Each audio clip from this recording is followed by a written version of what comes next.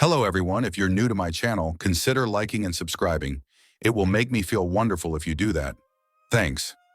By the way, I also have another Naruto and Luffy fanfiction channel. If you are interested, link is in the description. At the age of 15, Luffy dies. Due to an astronomical chance, a higher dimensional being and an individual from another universe, he gets a new life, infused with memories of a vastly different version of himself. Follow a self-aware Luffy as he navigates his messed-up world, armed with new knowledge, and tries his hardest to make everyone around him as joyful as possible. Adios. Will you two stop already? Sanji sighed in annoyance, eyeing the two bounty hunter brothers as he served food to everyone, including Zoro, who had regained consciousness. Every time you see me, you start crying. But it was so beautiful, Johnny and Yosaku cried, still remembering the teary farewell that had taken place at the Baratie. Yeah, why are you with us, anyway? Aren't you two bounty hunters? We found them dying at sea because of scurvy before we came to Baratie, Usopp answered on their behalf. Scurvy? Sanji gasped. How the hell did you get scurvy?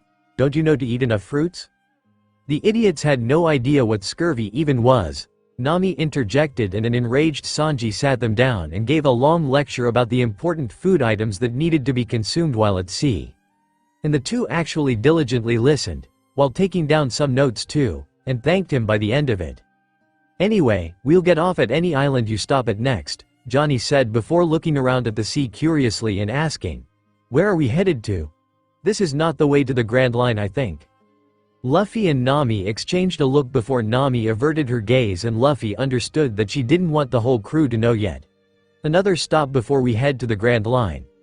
You'll see when we get there, he answered, and the others didn't think too much about it. Sue, Yosaku drawled, are you really planning to head to the Grand Line with only 5 people? Yep, aren't you underestimating the Grand Line too much?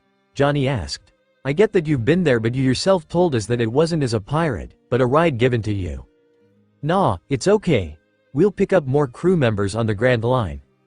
We already have one, right? Your genius inventor friend, Usopp said, thinking back and pointing at Nami's shock staff, the one who made that. Yeah, not sure when, but she'll join us on the Grand Line somewhere down the line. She? Another woman? Yes, Sanji predictably cheered with a perverted grin. Thank you, God. I now get to serve 2 beautiful ladies. I wouldn't mind if it's just the 3 of us. Luffy gasped, and the drink he was drinking burst out through the wrong pipe, leading to a fit of coughs. But in spite of that, his lips twitched upwards in amusement. Oh God, it's his own sister. Should I say something? Drink slowly, you glutton, Nami said, passing him a paper towel. Sanji, Luffy began, wiping his face. I get that you're crazy about women in general, but about the other crewmate, don't speak of her that way, okay?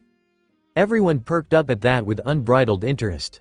Why? Is she your girlfriend or something? Nami asked, eyeing him.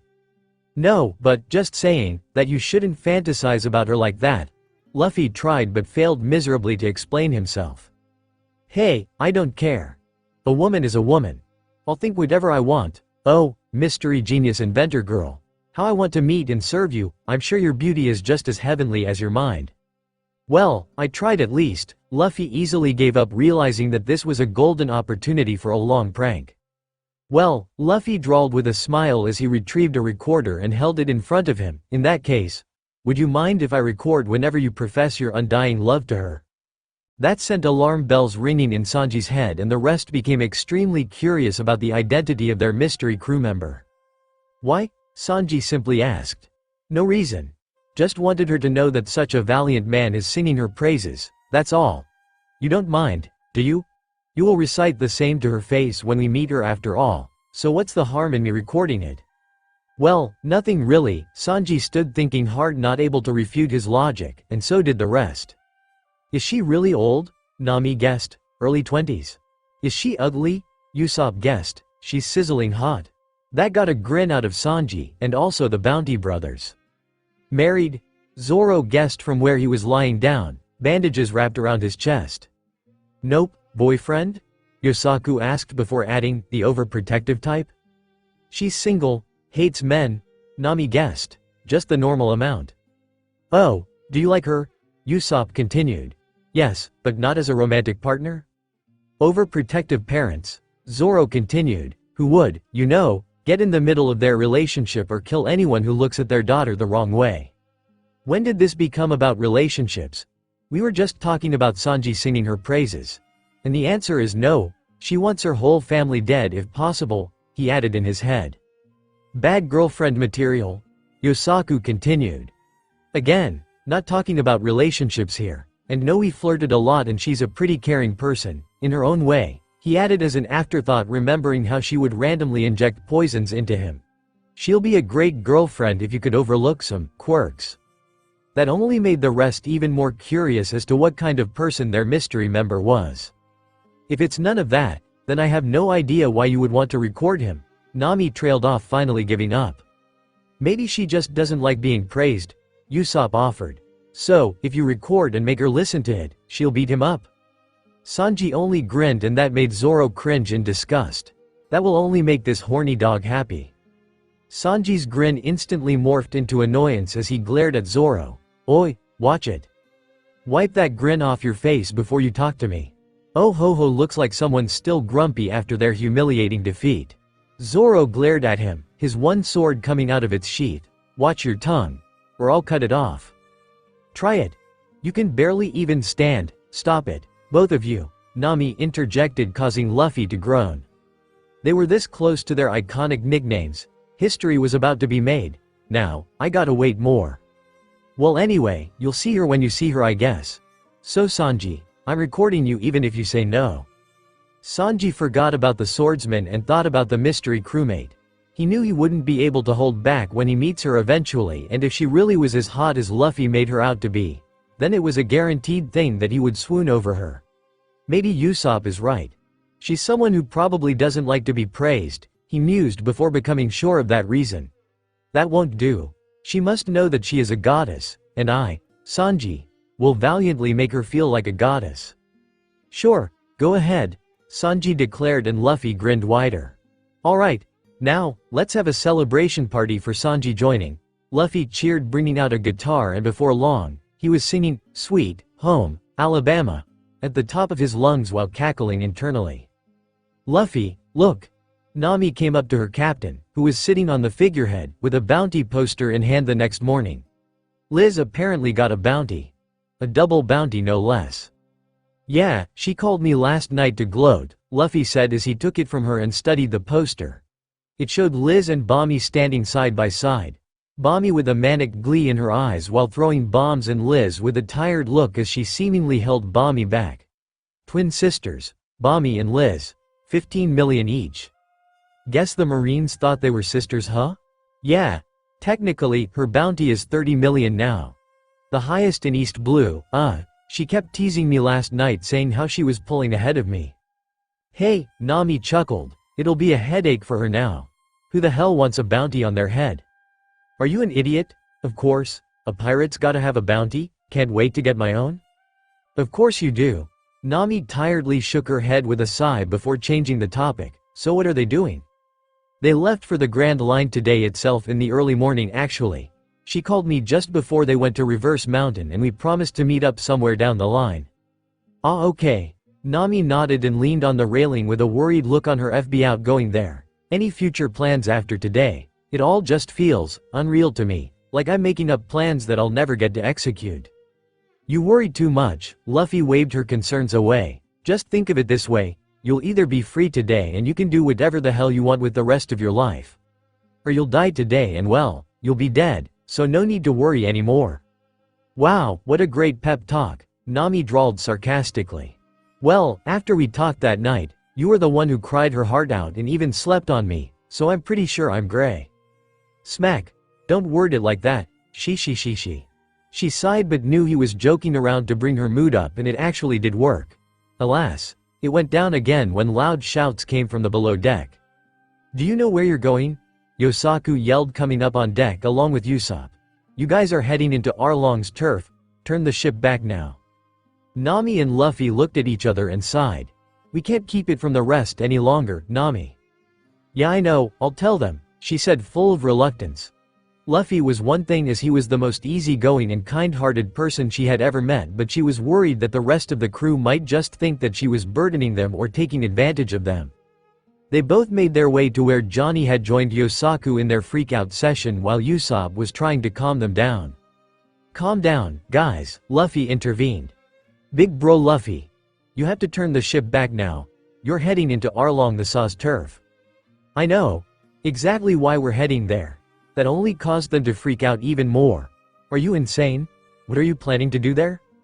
"Take him do," Luffy was saying when Nami nudged him, reminding him that the plan was to just give Arlong the money. Stuff. No no no. You're gonna get killed. I know you took down Krieg with ease, but he was a human. Arlong is a fish man and he is from the Grand Line. He's in a whole other league and infinitely stronger than Krieg. You cannot beat him." That only caused Nami's anxiousness to rise, and Luffy knew there was no way she could talk about her situation now. "Calm down, you two," Zoro sighed after he came up onto the deck hearing the loud shouts, now able to walk without opening up his stitches. "Big bro Zoro. You have to convince big bro Luffy to turn back. Arlong is bad news. Look, we have some business to deal with there. If you're scared, just take the boat and leave." Nami perked up and stared at Zoro before looking back at Luffy questioningly, still not aware that Zoro had heard them talking. "You told him?" "No, I overheard you two talking that night," Zoro answered, and Nami's face slowly flushed in embarrassment. "Another person heard me crying?" "For what it's worth," he said, coming up to her and giving a reassuring pat on the shoulder, "I want to cut up that bastard right this instant. But I'll respect your wishes and follow your plan." Nami gaped at him, stunned at the display of affection. She didn't think he was the kind of person who would care too much about other people's feelings, but she should have known that he was a very caring person. After all, the first time she had seen him, he was suffering hunger and abuse for a little kid he had just met once. "Zoro's a total softie on the inside," Luffy whispered to Nami, but it was loud enough to be heard by Zoro. Nami giggled with a nod while Zoro blushed and cursed, "Damn captain," before he started chasing Luffy around the deck, which only caused Nami to laugh more. Mind filling us in?" Usopp asked, and Sanji nodded, looking curious. Nami sighed, but after knowing she had the support of both Luffy and Zoro, she wasn't that anxious anymore. "Okay, let's go to the kitchen." A minute later, everyone was gathered at the kitchen table and Nami began. She didn't go into too many details like she did with Luffy, and just told them that her island had been taken over by Arlong, the deal she had made to buy her village back, and the fact that after 8 years, she had finally managed to collect the money. Seeing her distressed face, the others could fill in the blanks that her story was way more tragic than she let on, but they didn't pry. By the end of it, Usopp had a solemn look and reassured her, telling her that they would be with her all the way. Johnny and Yosaku were bawling their eyes out and asking for forgiveness for telling them to head back, and Sanji was fuming in anger, yelling, "How dare that bastard do this to a beautiful angel like Nami Swan? I'll kill that bastard." Nami quickly put a stop to it though. "No, we're doing it my way. I'll give him the money and he'll leave. That's it." "Wah? No way are we letting that bastard walk away unharmed," Sanji argued. "Listen to her, guys," Luffy spoke up, "we'll do it her way. It's her fight that she's been fighting for 8 long years. Let her finish it." "What? You of all peep. When he betrays her and breaks the deal, we'll stomp his crew to the ground." Luffy finished and Sanji nodded with satisfaction. "If not when," Nami protested. "No arguments from me," Luffy said, and she sighed in frustration looking at the others' faces. She could see that all of them, including Usopp, were hoping that Arlong would break the deal. They don't know him. He'll surely keep his word when it comes to money. She told herself for the millionth time and reassured herself. Their conversation ended when the ship suddenly lurched as if it had hit something, and everyone quickly filed out of the kitchen to see what was going on, only to find a sea monster that was just a bit bigger than the Mary in front of them. It resembled a sea cow, with green patches all over its body, a gold nose ring on its big, round nose, and 2 horns protruding from its head. Monster. Usopp, Johnny and Yosaku screamed, holding onto each other. "A sea cow?" Sanji said calmly. "Momo," Nami yelped in shock, her face paling. "You know the cow?" Zoro asked. Trembling in fear, she pointed at it. "It's the monster Arlong brought back from the Grand Line." He uses it whenever he wants to destroy any town.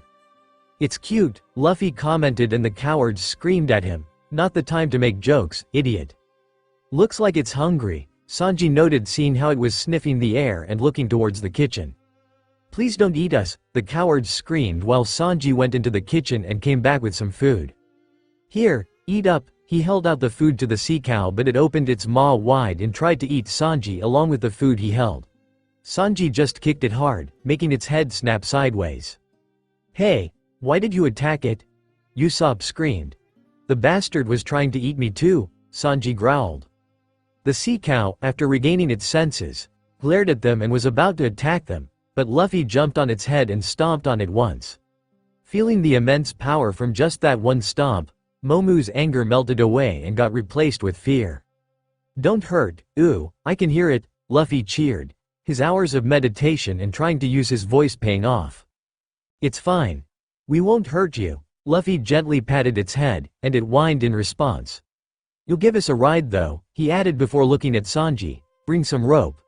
We'll tie the ship to the cow.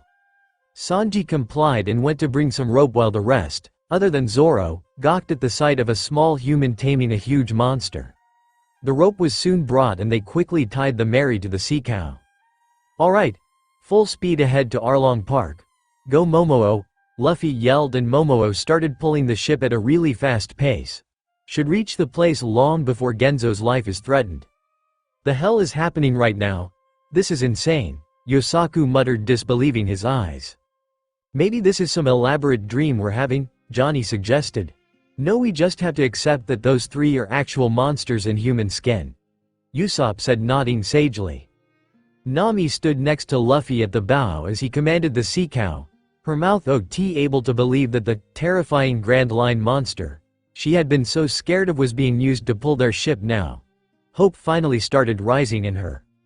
The island was soon visible and Luffy told Momo to stop before it crashed into the island and sent the Mary flying. He had been listening to what the cow said the whole way and it was pretty much something along the lines of, I'm hungry, want food, don't hurt me, that smells great, and, thank you, when they actually gave it food for helping them out. Momo happily ate the food before diving back into the sea and Nami sailed the ship the rest of the way discreetly, making sure no fishman saw them. We'll be secretly entering the island. Okay, I'll take you guys to my house and you'll stay there until I say otherwise, understood? Yes, ma'am, came the response. They soon docked near what Nami said was Gosa village and the others, except the monster trio, gawked at the flipped houses, growing confused and terrified at the same time. What the hell happened here? Usopp asked, shivering. This is what happens to a town when even one person fails to pay the tribute, Nami said in a solemn tone, wanting them to understand that Arlong was too powerful. Everyone silently walked through the empty village, seeing the destruction that had befallen it, and after they passed a forested area, they came across a blue-haired woman walking in front of them. Nijiko! Nami yelled, getting her sister's attention. Nijiko turned around and they saw that she was carrying a badly wounded kid in her arms. His legs, torso, chest and half his face were covered in bandages, and his clearly broken arm was in a sling. Na-chan. Nijiko smiled seeing her sister, but her smile dropped when she saw everyone behind her. Nijiko studied all of them as they walked closer before settling her gaze on Nami. You were gone for so long this time? Anything happened? And who are these people? Oh. This is a joyous day that let me meet such a bee, Sanji began as usual but was cut off by Nami. Stop. Let's go home. I'll explain there, Nami said, and Nijiko nodded, looking weirdly at Sanji before they started making their way towards their home. What's with the kid? Nami asked as they walked, eyeing the kid who had his head down the whole time. Nijiko sighed. He was from Gosa village. His dad was killed. I found him lying outside of Arlong Park today, beaten up badly. Took him to Nako and got him treated just now. Kid says he wanted to avenge his father's death by killing Arlong and so charged into their base. She shook her head with a sigh. He's lucky to be alive. I see. The kid finally lifted his head, looking at all of them, and when he saw Usopp, he got enraged and pointed at him with his good arm. I'll kill every last one of you fishman bastards. Me? What did I do? Usopp protested in confusion. Nijiko smacked the kid on the head. First off, look closely. He's human, she said looking at Usopp before noticing his long nose and adding, just barely though. Barely? And what did I tell you about throwing your life away?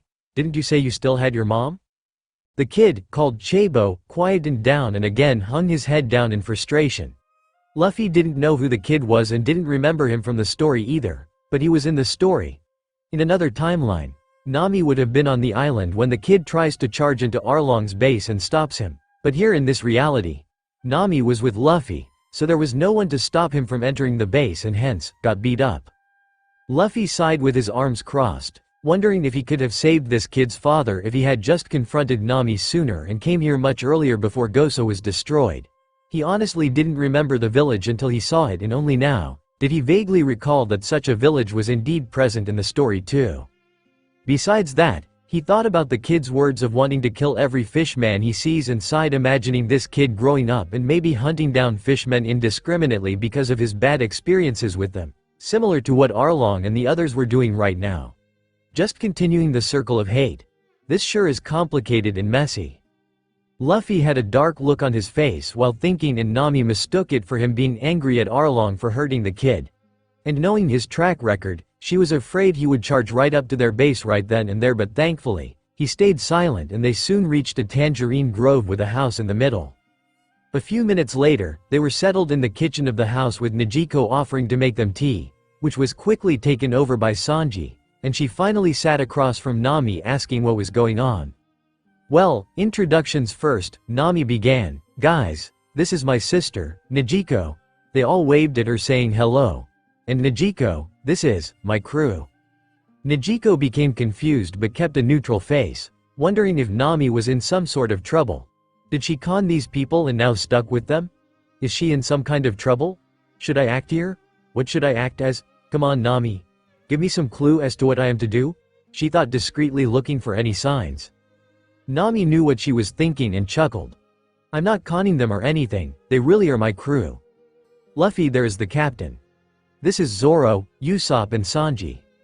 These two are Zoro's old bounty hunter friends, we're just helping out currently, she said, pointing to each one as she introduced them, and Nezuko only became shocked and confused. Why, you joined another pirate crew? Do they know? She trailed off, eyeing Nami's shoulder. Yeah, I told them everything, Nami admitted, which further shocked Nezuko. Her sister had never opened up to anyone other than her, so suddenly finding that she had not only joined another pirate crew, which she hated the most in the world, but also opened up to them, Nezuko just couldn't believe it. I know what you're thinking. But these are good people, the best I've ever met. That idiot there, she pointed at Luffy, broke down my common sense, not to mention my sanity too. He's my captain, and after we're done with Arlong, I'll go with him to the Grand Line as his navigator, she declared with a small happy smile, and Luffy beamed. What happened, Nami? What are you saying? Nezuko screeched. You're choosing to follow another pirate? And what do you mean after you're done with Arlong? She gasped. Did you finally manage to collect the 100 million? Yep. All 100 million, and more, Nami grinned. We can finally be free, Nezuko. Nezuko just gaped at Nami, not able to process everything. Luffy saw that they would need to talk alone, so decided to give them some space. We'll give you some alone time. Come on guys, let's explore the Tangerine Grove. Don't you dare pick and eat them off the trees. Only the ripe ones need to be plucked, Nami chided before pointing to a basket filled with tangerines in the corner. Take what you want from there. Thanks, Nami. Luffy didn't stand on ceremony and picked up a bunch of tangerines. Suddenly, Chabo spoke up. Is it true? Can we finally be free from Arlong? He asked hopefully.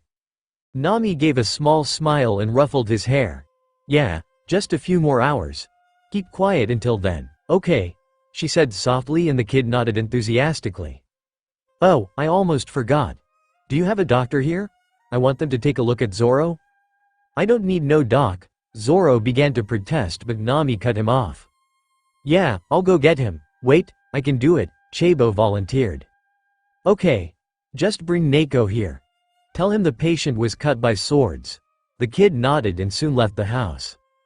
Oi, don't I get a say? Zoro growled. Luffy and Nami both said, nope, in unison, and Zoro just sighed knowing they wouldn't listen to him. Alright, let's get out. Luffy, His hand filled with more than a dozen tangerines, left along with the rest, leaving the two sisters alone. Was all that true? Was the first thing Nijiko asked, and Nami chuckled.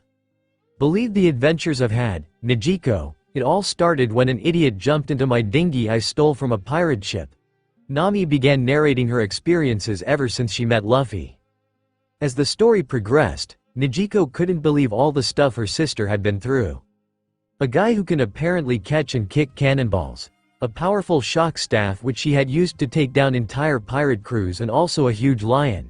Meeting doppelgangers who were probably her distant cousins, crazy devil fruits, but more than anything, Nijiko was shocked at the way Nami talked about everything. With excitement, laughter, animated gestures, unrestrained joy. For the first time since their mother died, Nami looked genuinely and truly happy. Looks like you found friends, Nami, Nijiko said with a smile, almost tearing up. Yeah, I did. Nami smiled too and was about to continue when they were interrupted by loud shouting coming from the living room. As much I like them, they drive me up a wall sometimes. Nami sighed, getting up to see what the commotion was, and Nijiko giggled following her.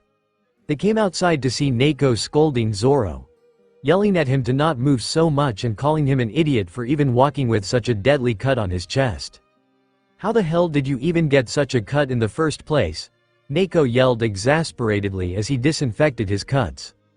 Idiot asked for it, Sanji scoffed. Watch it, punk, Zoro growled. The hell did you just say, bastard? Sanji growled back. Well, he's not wrong. You just showed Mihawk your chest and basically asked him to cut you, Usopp added, and flinched when Zoro glared at him. It's a reminder, Zoro softly said. Huh? Nami was confused, but Zoro didn't elaborate on it. She turned towards Luffy, knowing that he would know what he meant. It's a reminder Mihawk gave him to make sure he never forgets the difference in their strengths, and also to remind him that Mihawk acknowledges him and will be waiting for him at the top. I see, but was it worth it? Sanji scoffed. Almost dying? And for what? Just to get an acknowledgement? Are you kidding me?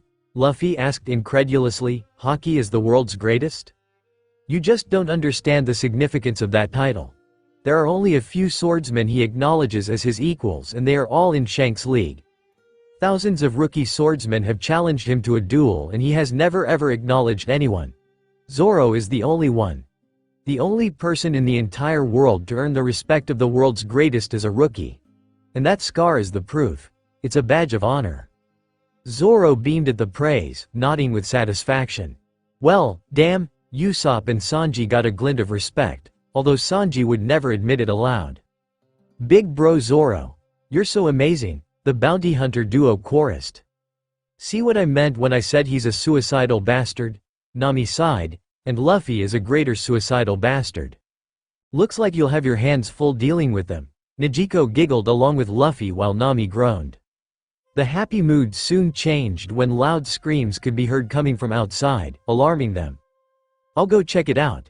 You guys stay here, Nami said, and quickly went for the door, not waiting for an answer. She headed to the streets with Nijiko and saw a large gathering of people gathered around Genzo, along with Arlong and a few fishmen. Nami's heart almost leapt out of her chest when she saw Genzo being lifted up in the throat, and she ran towards them. Arlong, oh, if it isn't Nami.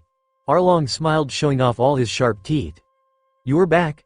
He asked, still holding Genzo by the throat. Why didn't you report in? Luffy stood on the branch of a tree watching everything play out, and just looking at the way Arlong mockingly talked at Nami was enough to make him want to attack him that instant itself. I just got here. Why are you threatening Genzo? Arlong got an evil glint in his eyes and smiled sadistically. Well, you see, this human here was found in possession of a weapon. And you know the law, Nami. Possession of a weapon is a clear sign of rebellion. It's a threat to our dominion and will just cause unrest and disturbance in my lands. So, I'll have to make an example out of this human to make the rest understand what happens to those who rebel. Nami stayed silent, glaring at Arlong, whose sadistic smile only widened. Are you unsatisfied with what I'm doing, Nami? Would you rather I destro? This village isn't yours anymore, she stated calmly, cutting him off. Arlong's smile dropped and he frowned. What do you mean by that?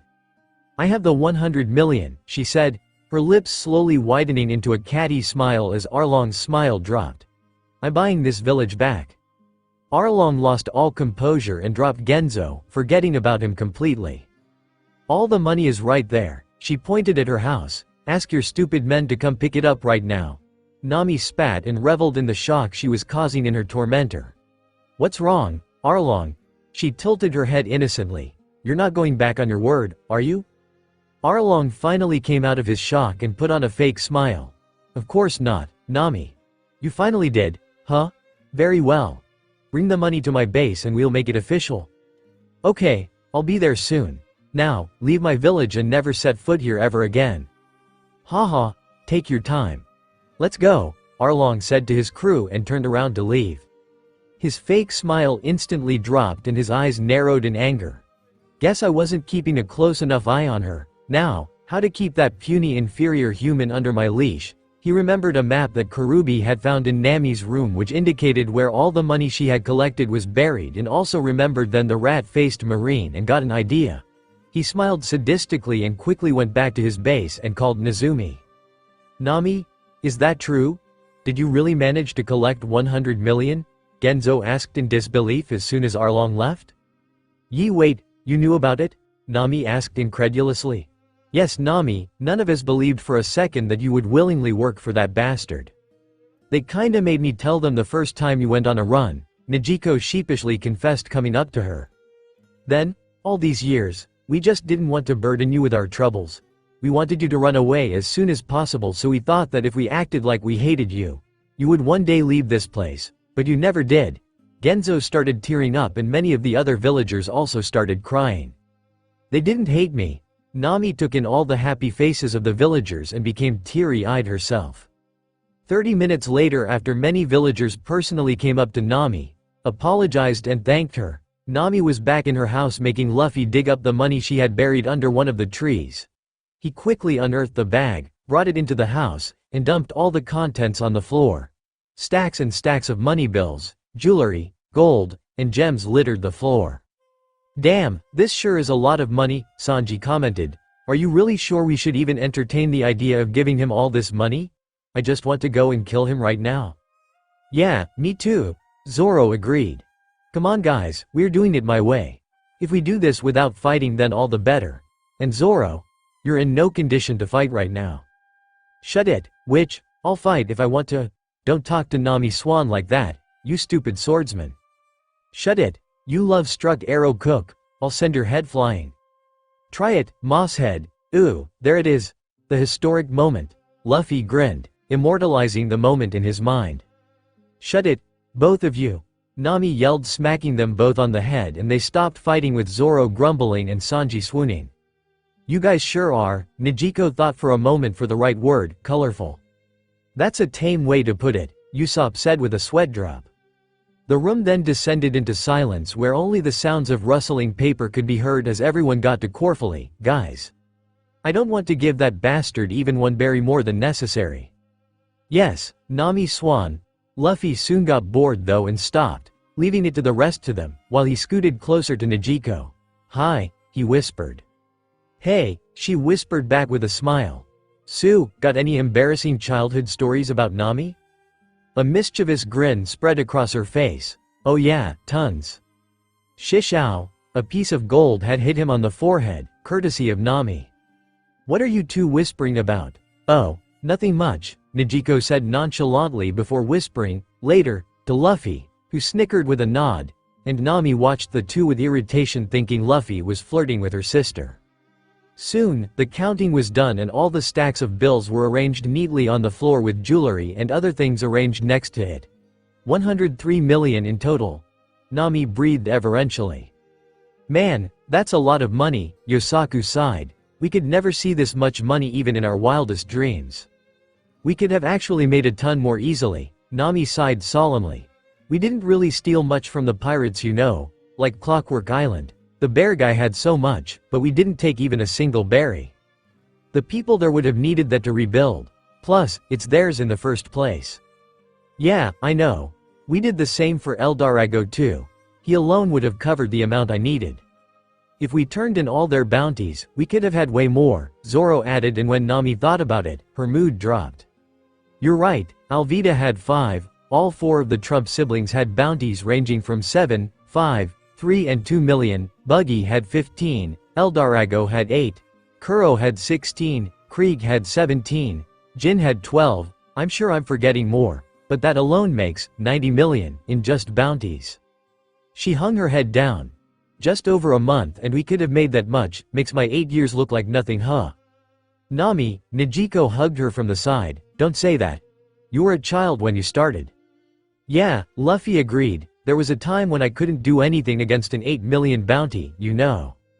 Yes, Nami-san, Sanji said calmly for once, if you started now, how long do you think it would take you to collect 100 million? With all the experience I have now, 2 years would be sufficient. And if I had the shock staff? Even less. See? No need to feel bad. Adult you is obviously better than younger you. That's a great sign that you've grown a lot. You should be proud. Nami nodded with a smile. Thanks, from that whole conversation, Usopp said gawking at Sanji. I'm most shocked that you can actually talk normally to a girl. Right? Even I'm shocked, Zoro added with a smirk. Anything for my Nami swan, Sanji twirled around. And he's back to his normal perverted self, Johnny said with a sigh. Luffy was laughing when he saw a lot of people coming towards the house through the window. He spotted Genzo, a few villager, and a lot of marines including the rat-faced marine, which caused him to sigh. What is it? Nami asked seeing Luffy sigh and came up to the window too along with Nijiko. The marines? Nijiko tilted her head in confusion. They opened the door only to be greeted by Genzo, who had a solemn expression but was cut off by the rat-faced marine. Chi, I'm Captain Nezumi of the Marine's 16th branch. And you must be Nami, the criminal. A criminal? Well, I am technically an Arlong pirate. So what, do you really want to displease Arlong by doing something to me? Chi, a pirate? I have no idea what you're talking about. Don't worry, we're not here to hurt you. But I have received reports that you're a thief. My sources say that you only steal from pirates, so this is an unusual case. He got a smug smile on his face as he continued. But a thief is still a thief. The loot you stole belongs to the people it was originally stolen from. Therefore, you must surrender it to us, the world government. What? Let me make it clear. Hand over all the treasure, men, search the place. Yes, sir. The other marines began entering the house, but Nami knocked out a couple of them with her staff before they could enter. Stop, what do you think you're doing? You can't just barge into somebody's house like this. The marines kept trying to enter and Nami struck a few with her staff, but there were too many for her to stop by herself. Stop it, is this how the marines operate?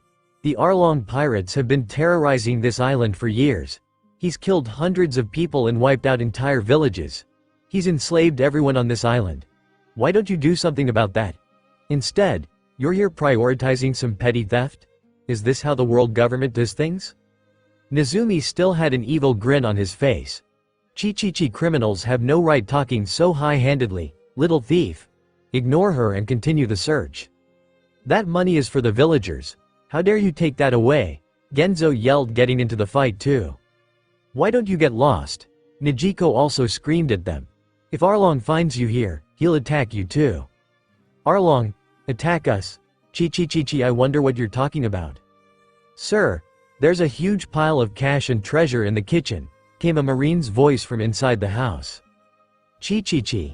Nezumi laughed, entering the house forcefully, and his eyes became greedy when he saw the money laid out perfectly. Ah, the 100 million, all neatly arranged. Ready for us to take it, Chi. Nami gasped and paled. How did you know it was 100 million? Just a lucky guess, Chi. Nezumi laughed, not even bothering to hide his allegiances. Arlong is doing this, you're working for him, Nami realized, and her body started trembling with rage.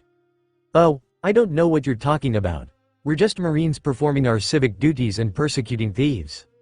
Why, you corrupt bastards, Genzo screamed, gritting his teeth. How could you take orders from a pirate? Nijiko yelled while trying to comfort Nami. Chi. Nezumi was just laughing when suddenly, a hand gripped his shoulder. He instinctively turned around and came face to face with the most terrifying pair of eyes he had ever seen in his life, and his body involuntarily started shaking when the grip on his shoulder increased. It was Luffy, who was looking blankly at him. He and the others were just quietly watching everything going on but had had enough. Seeing Nezumi torment Nami, Luffy felt like he wouldn't be satisfied with just punching him as it would be over in a second, so decided to put the fear of the devil in him. Who are you? Nezumi's shaky voice asked. Luffy increased the pressure on his shoulder a crack, followed by a scream followed. Sir, the Marines inside the house panicked and raised their guns at Luffy, but he didn't bother looking at them and concentrated solely on Nezumi. I'm sure you've heard of the phrase, a fight to the death, but have you heard about a fight to the pain? Luffy asked out of nowhere. What are you doing? We're the Marin. Nezumi tried to talk, but his voice was too shaky to be comprehensible. Johnny, sword, Luffy said, one hand holding onto Nezumi's shoulder while he held the other hand out and Johnny wordlessly gave him his sword. Let him go or we'll shoot, one of the Marines yelled, but he wasn't even acknowledged and they couldn't actually shoot with Nezumi in the way. I'll tell you what a fight to the pawn means. Luffy continued as he waved the sword in front of Nezumi's trembling eyes. It means you and I fight. If you win, I die. But if I win, you get to live, but it'll be on my terms. And what are my terms, you ask? Well, let me tell you. First, I'll cut off your legs, right below the knees.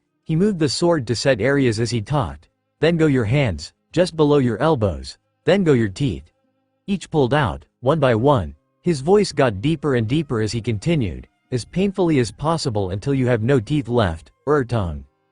Nezumi's trembling legs couldn't hold him up anymore and he started to keel over, but Luffy grabbed him and held him up by his shirt while he continued pointing the sword at each area he talked about. Then, I'll stab your right eye, then your left, then goes your nose, your ears though? He smiled, your ears you'll keep, and I'll tell you why. It's so that every shriek of every child who sees your hideousness will be yours to cherish, every babe that weeps at your approach, every woman who cries out, Dear God. What is that thing? Will reverberate in your perfect ears. Tears were pouring down Nezumi's eyes by that point as his whole body shook in fear and his lips moved trying to say something, but all that came out were whimpers. Unfortunately for him, Luffy wasn't done yet. He gradually modified his voice from deep to demonic as he continued, that is what to the pawn means. It means that I leave you in anguish, wallowing in freakish misery forever and ever. And I'll make sure that you'll live a long, long life, do you understand, you rodent-faced, miserable, vomitous, mewling waste of space.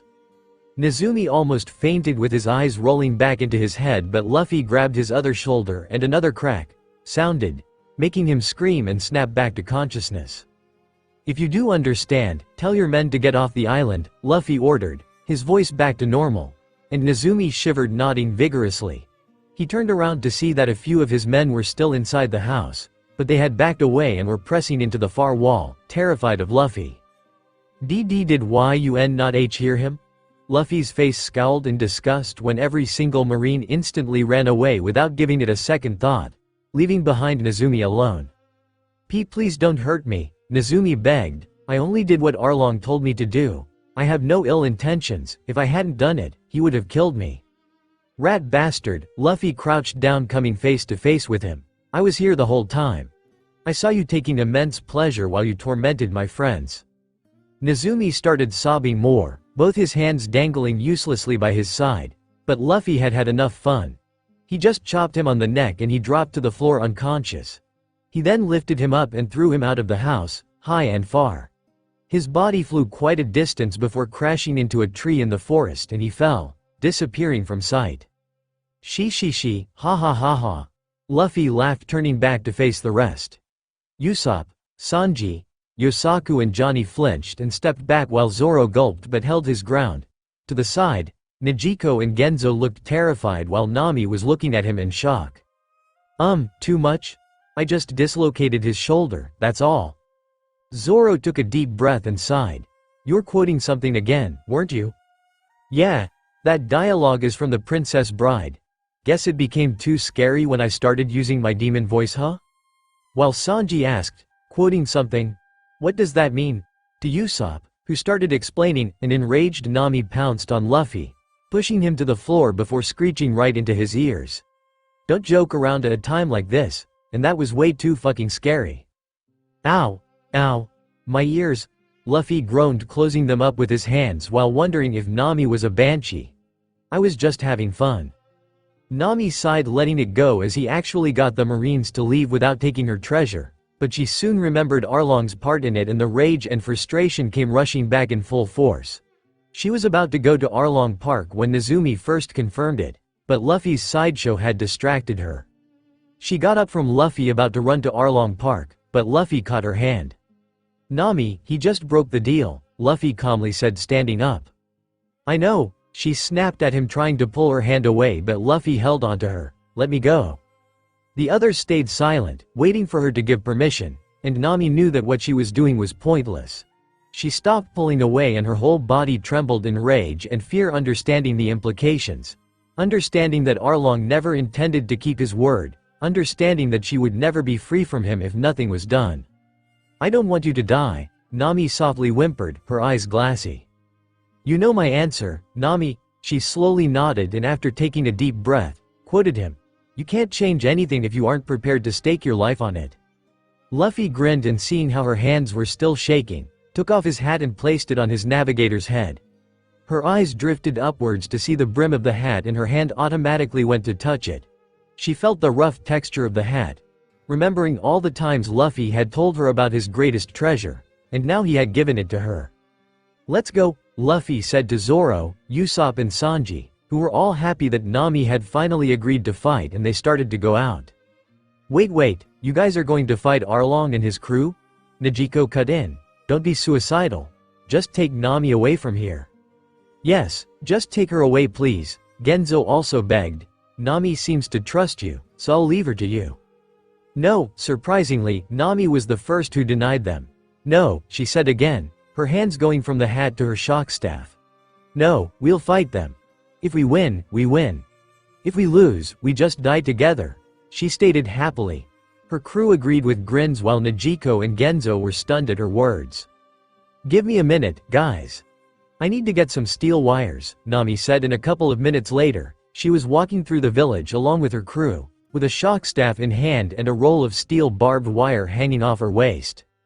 The news had spread to the entire village and they were following behind the Straw Hats, with Johnny and Yosaku getting the task to keep them all out of their way. Oh, we sure screwed Nami over. Chu laughed, clutching his stomach along with the rest of the fishmen. "I can't wait to see the face of despair on that bitch," Karubi laughed. "I hope she comes crying." Boom!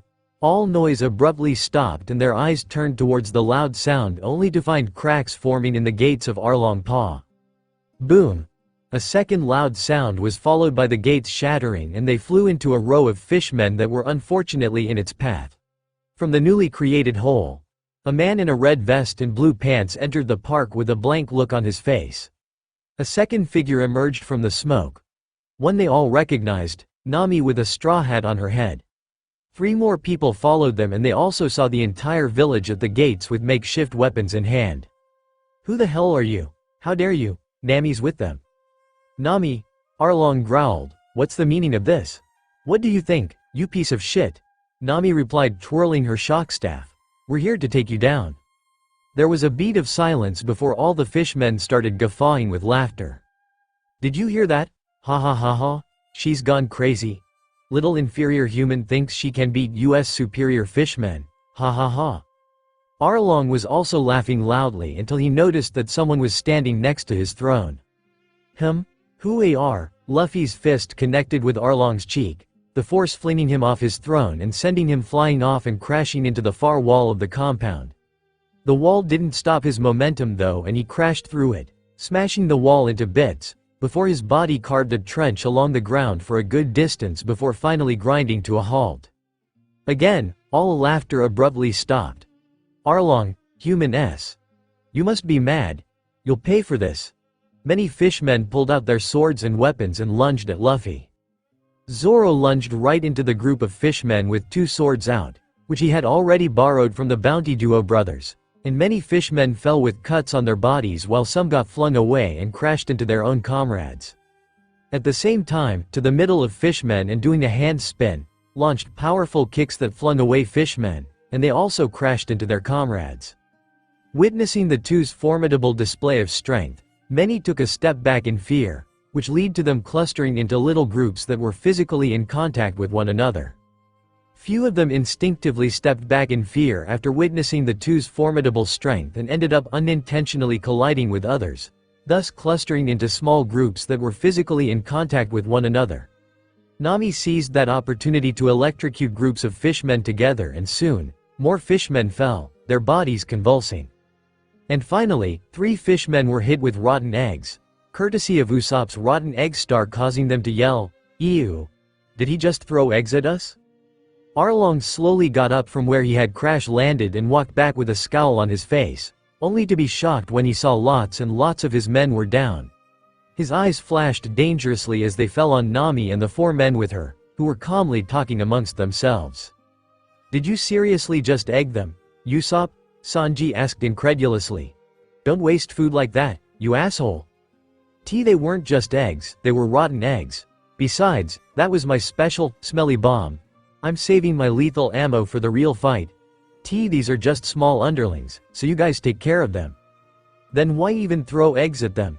Nami asked with a sweat drop. "I wanted to join in too, and look cool, whatever." Sanji rolled his eyes. All the villagers standing right outside the blown-off entrance were earlier telling Johnny and Yosaku to get out of the way so that they could fight too, but they had adamantly held their ground, saying that they would just get in the way. But after Luffy sent Arlong flying, followed by the rest showing off their prowess, especially Nami, they stopped arguing and looked on in astonishment. "What's Nami using?" Genzo asked, shocked. "She called it a shock staff. Something her captain gave her apparently," Nijiko said, noting how confident Nami looked. Arlong finally made his way back and stood with his 3 officers. "Nami, looks like you found some slightly strong humans and now think you can take us down? Think you can betray us?" "Oh, shut up. I know it was you who sent those Marines to steal my treasure. Your ass who can't even keep his word. Besides, I was never a part of your crew, so go fuck yourself, you abhorrent, disgusting, self-centered piece of shit." "Wow, been holding back a lot, huh?" Luffy chuckled. "You have no idea how much I wanted to curse these fucking motherfuckers right to their faces all these years," Nami growled, "and hearing you curse out Nezumi kinda made me want to do it too." She, it's good," Luffy said, always happy to see how small things he did change the story and the people around him. "Nami Swan. You look so beautiful even when you say such words," Sanji swooned around. "Nami," Arlong growled, all his veins bulging in fury at seeing what he thought was his obedient slave acting out. But before he could say anything more, Luffy again stepped up to him and he froze, glaring down at him. "And who the hell are you?" "Luffy. A pirate, eh? Do you any idea, WH? You kinda make me sick," Luffy calmly said as he punched him and sent him flying out of the park again. "You? How dare you?" Chu, Karubi, Hachi and a few other fishmen all roared in anger. "Shahahaha." Arlong laughed loudly and this time, quickly made his way back. "You think you puny inferior humans can do anything? Hachi, call Momoa now. He's more than enough to take care of these bastards. And Nami, I'll make sure to kill each and every one of your precious people in the village right in front of you." Nami gulped, feeling fear rising up in her, but managed to not look away. Hachi soon blew his elongated mouth like a trumpet. "Come on out, Momoa." "Wow, that's pretty great how you can use your mouth like a trumpet," Luffy suddenly complimented him. Hachi stopped and stared at him before bashfully smiling and rubbing his head. "Oh, Nayu, thanks. Can you imitate other instruments too? Like a trombone or a saxophone or maybe even a flute?" "I can do a trombone and I can kinda get the sound of a saxophone." Hachi, Luffy, shouts from respective crews put an end to that conversation, and it was perfect timing too, as not even a second later, Momoa rose from the waters, terrifying all the villagers, but the Straw Hats just looked on uninterested. "Momoa, kill them," Chu ordered, but the sea cow flinched when it saw the Straw Hats. "Hey, Momoa," Luffy waved at the sea cow and it looked conflicted about whether to be scared as Luffy and the others were really strong or happy as they had given it tasty food as a parting gift earlier. "You know Momoa?" Chu asked in confusion. "Go back. You don't want to be a part of this fight," Luffy told Momoa, and it nodded before instantly turning its back and started descending, at least until it heard Arlong's voice. "Momoa, what are you doing?" Arlong snarled, making it shiver. If you want to run away, go ahead. There will be consequences to your actions though, went unsaid, but the threat was clear in his voice. Scary, I'm sorry. Momu's voice reached Luffy and he sighed just as it rose from the waters and tried to attack them. Move back guys, he first told his crew before charging at Momo. Sorry for this Momo, he jumped high in the air and kicked it right under its chin, making its head snap upwards and causing its whole body to rise up out of the waters because of the sheer force. Luffy jumped to its tail fin and grabbed it mid-air before eyeing all the fishmen with a grin. Sea Cow War Hammer, Luffy yelled just as he brought down the poor sea cow on some of the fishmen. They didn't have a chance to even scream as it was just too sudden and unbelievable, and as a result, they got flattened into the ground like a pancake. Luffy didn't let up for even a second as he lifted the sea cow back up and used it as a war hammer to flatten all the remaining fishmen. Bang! Bang! Crack! Bang! Bang! Most got caught up in the attack as it was just too fast, but a few did manage to run away. It wasn't as effective as the pinwheel attack, which took out pretty much all the fishmen except for the officers, but the ones who did manage to escape were too terrified of Luffy after his stunt to try anything, so they were out of the fight too. TCH. Don't hog all of them, Zoro complained. Yeah, leave some for the rest of us, Sanji yelled in irritation. Ah, I'm okay with it. Just take them all down, Usopp commented with a thumbs up. Nami, on the other hand, was too stunned to even move. She had imagined all of the fishmen ganging up on them and making the fight difficult, but Luffy had so easily taken out everyone in just a few seconds, that too, using Momo as a hammer, which she couldn't have imagined in her wildest dreams. The villagers looked in equal parts shock and horror at the magnificent display of strength and felt hopeful for the first time. Luffy finally stopped after whipping poor Momo around 10 times and threw it back into the sea where it slowly sank. Arlong, the 3 officers and a handful of fishmen were left standing by the end. She don't worry guys. The strongest are still left. Nayu, what you did to my comrades wasn't nice, Hachi yelled angrily pointing at Luffy. Looks like we'll have to get involved, Karubi spat irritated. Don't get cocky, humans, Chu said with a cocky smile. The 3 of us are Arlong's officers and the strongest ones here, Chu. You don't stand a chance against us. All good then, Zoro nodded happily. Let's do this. Arlong, you shouldn't get involved, Karubi said, placating his captain. As angry as you are now, you'll just end up destroying this whole place if you fight, so please, leave this to us. Shahahaha. You're right. Go ahead and kill these filthy humans. Luffy didn't care and walked towards Arlm beating, when Hachi lunged at him with 2 swords drawn while yelling, "This is for Momo." Luffy didn't slow down and Zoro intercepted Hachi's swords. Oh, a swordsman huh? Great. I was looking for a good opponent to test some things. You'll fight me. Nayu, who even are you? Roronoa Zoro, Zoro declared as he pushed Hachi's 2 swords back. Luffy slowed down to a stop. Test some things? He wondered, observing Zoro. You're the infamous pirate Hun, Karubi was saying when Nami suddenly charged at him with her staff in a thrusting position. Karubi saw her coming though and quickly jumped back, having seen the power of her staff already. Nami didn't waste a single moment as she spun around and aimed for Chu, who was standing right next to him, but unfortunately, Chu also jumped back before her staff could reach him, causing Nami to click her tongue in annoyance. Why you bitch? Karubi growled, just because you have some weep. How dare you call Nami Swan a bitch? A furious Sanji came flying in at Karubi, who blocked his leg with his oversized fins. Chu, you think you can defeat me, Nami? Chu said in a mocking tone. Alright, you guys, fight, Usopp yelled, standing all the way back near the blown-off entrance. Usopp! Nijiko suddenly yelled in alarm and he turned around just in time to see a sword coming down on his head.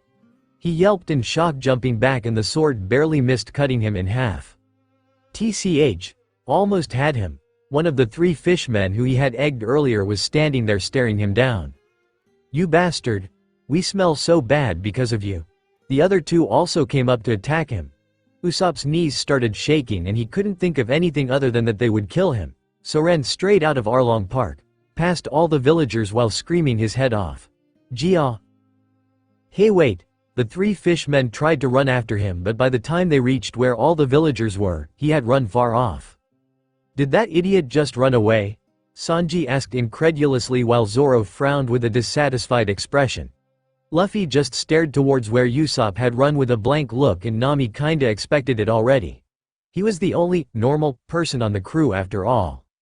The three fishmen clicked their tongues in dissatisfaction, but when they saw all the villagers right in front of them, especially Nijiko, who was the one who had warned Usopp earlier, they grinned. "Guess we'll have to satisfy ourselves by killing you guys," one of them said with a dark grin, and was about to take a step towards them when someone interrupted them. "Flame Star." Usopp's loud voice rang in the air before one of them was hit with a projectile that engulfed him in flames. "Smell Star." Another yell followed by stink bombs, rotten eggs, hit the other two. "Your opponent is me. Come at me. Ya bastards," Usopp yelled full of bravado, and the three, who were really pissed at him now, charged at him. Usopp again screamed his head off in fear and ran away, but the three fishmen chased after him, taking the fight away from Arlong Park. That brought a smile to the other Straw Hats' faces, knowing he hadn't just abandoned the fight. Are you sure he'll be okay by himself?" Nami asked with concern. "Yeah, don't worry," Luffy waved her concerns off, "he'll manage." Some of the other stragglers tried to advance towards the villagers too, but before even one of them could, a stone flew and hit one of them square in the face, making them fall unconscious instantly. Eyes turned towards Luffy, who was sitting cross-legged near the Arlong Park building, and they gulped seeing the warning look he gave them and stayed in place. Shahahaha. Arlong laughed as he sat down on debris a bit behind Luffy, both having come to an unspoken agreement to fight after their crew's fights were done. "Not even gonna help your crew? You think these humans can take on my officers? You think Nami can take on Chu? Shahahaha. This will be hilarious to watch." Luffy didn't bother answering him and focused on what Zoro was doing. Cut nothing, cut nothing. Zoro was struggling not only because his wounds from Mihawk were opening up, but also because he was trying to achieve whatever the hell it meant to cut nothing. The fight with Mihawk was humiliating, to say the least, and he hated that he not only lost the fight but had also lost his cool in the middle of the fight. He thought that if he had just fought with a steady mind, maybe he could have gained something. Can't not show progress, after all those hours of spars, after all the training and advice I got. So, he swung his swords at Hachi, who came at him with two swords, and blocked all his attacks but didn't go on the offensive. The bandages wrapped around his chest were being dyed red every time he moved, and he also kept losing balance sometimes, which left him open to attacks and also got hit. But he pushed forth not just to defeat Hachi, but also to evolve his swordsmanship to the next level. Breath of things, cut nothing, cut steel, there are swordsmen who can cut nothing. Nayu, hey, what are you doing? Hachi yelled, looking at Zoro, who remained verbally unresponsive. Damn, I knew it, his wounds haven't healed yet. Sanji grit his teeth, looking worriedly at Zoro before his eyes turned to the side to see Nami fighting with Chu and again got worried. Nami also kept glancing at Zoro from time to time, cursing him for still choosing to fight with such severe wounds. But that of course meant she got distracted. Chu punched at her and she barely managed to block it with her staff, but the blow flung her backwards, making her crash into the compound wall. Why, you stupid fish? Sanji roared, charging at Chu, but Karubi took that chance to punch him in the gut. Sanji managed to bring a leg up to block the attack but got pushed back. Nami-san, are you okay? Yeah, Nami staggered to her feet using the staff as a support stick. Ha ha ha ha. You still think you have a chance, Chu? Guess I'll have to hit you again and again until you understand. How dare you talk to a lady like that, you crap fish, Sanji roared at Chu. Sanji, Nami said, staring at Chu, just focus on your fight, I want to do this by myself. Nami-san. Sanji trailed off before nodding while Chu only laughed harder at Nami. You act rather chivalrous for calling yourself a pirate, Karubi scoffed at Sanji. How half-assed can you be? Oh, would you like to test my half-assed chivalry then, Mr. Fish? Despite what you may think, I've spent most of my life around pirates. Karubi sighed. Looks like you fools don't understand the difference in level between us. Yes, Chu. And you have first-hand experience to know that, don't you, Nami? Chu chuckled as Nami stood across from him. You've seen us destroy multiple battleships. You think some little electric staff can hurt us? I just have to swat it away from your hands? Try it, asshole! Nami snarled just as Chu lunged at her. She held the staff in a defensive position in front of her and Chu punched aiming at the staff. Nami ducked, crouching on the ground, and just as Chu's hands passed over her head, she thrust the staff upwards and made contact with his hand. She turned the dial up at the same time, but unfortunately, Chu got electrocuted for less than a second before he yanked his hands away. He stepped back, creating some distance between them, and Nami cattily grinned at him. Looks like someone's scared. Chu, don't get cocky, bitch, Chu growled, spitting on the ground. Nami swan, that was so wand. Sanji's twirling got forcefully stopped by Karubi's punch and Sanji ended up crashing through the compound wall, making a hole in it, and landed on the street outside. Hey, Karubi smirked. All that talk and he gets taken down by a single hit. Well, I suppose it was to be expected. I'm a 40th degree master in fishman karate after all. That idiot, Nami sighed before looking over at Zoro and got really worried as he seemed to be struggling. That was a mistake. She was distracted and threw a punch at her. Nami managed to point the tip of the staff at him, hoping to scare him away, but he sidestepped, coming to her right side before punching her in the stomach. She barely managed to swing the staff to take the blow, but the punch landed on her waist, flinging her away, and she landed a few feet away on the ground. Nami, Nijiko, Genzo and the villagers yelled in alarm. Nijiko and Genzo wanted to go help her but were again stopped by Johnny and Yosaku. You'll just increase her burden if you go there, Johnny said, and that shut them up. Besides, big bro Luffy hasn't moved, so that means she's more than fine. They all looked at Luffy and he indeed looked calm. Meanwhile, Arlong laughed in glee. Shahahaha. That's all it took to take them all down. Looks like you're the only slightly strong human in your crew. He waited for any response, but Luffy didn't even bother acknowledging him and seemed to be engrossed in watching all the fights. He got irritated and looked at Hachi. Hachi, finish that swordsman already. Okay. Nayu Rorinoa Zoro, I'll show you why no human will ever be able to beat me in a sword fight. I'm the second strongest swordsman on this island. They call me Hachi of the 6 sword style, Hachi declared as he brought out and held 6 swords in his 6 arms. Think about it mathematically. Even if you are using 3 swords, there's no way you can win against my 6 swords. Zoro smirked and finally spoke. Ho, is that so? He then dropped the 2 swords Johnny and Yosaku had given him and only held Wado with both hands. I'll defeat your 6 swords with my 1 sword. Come at me.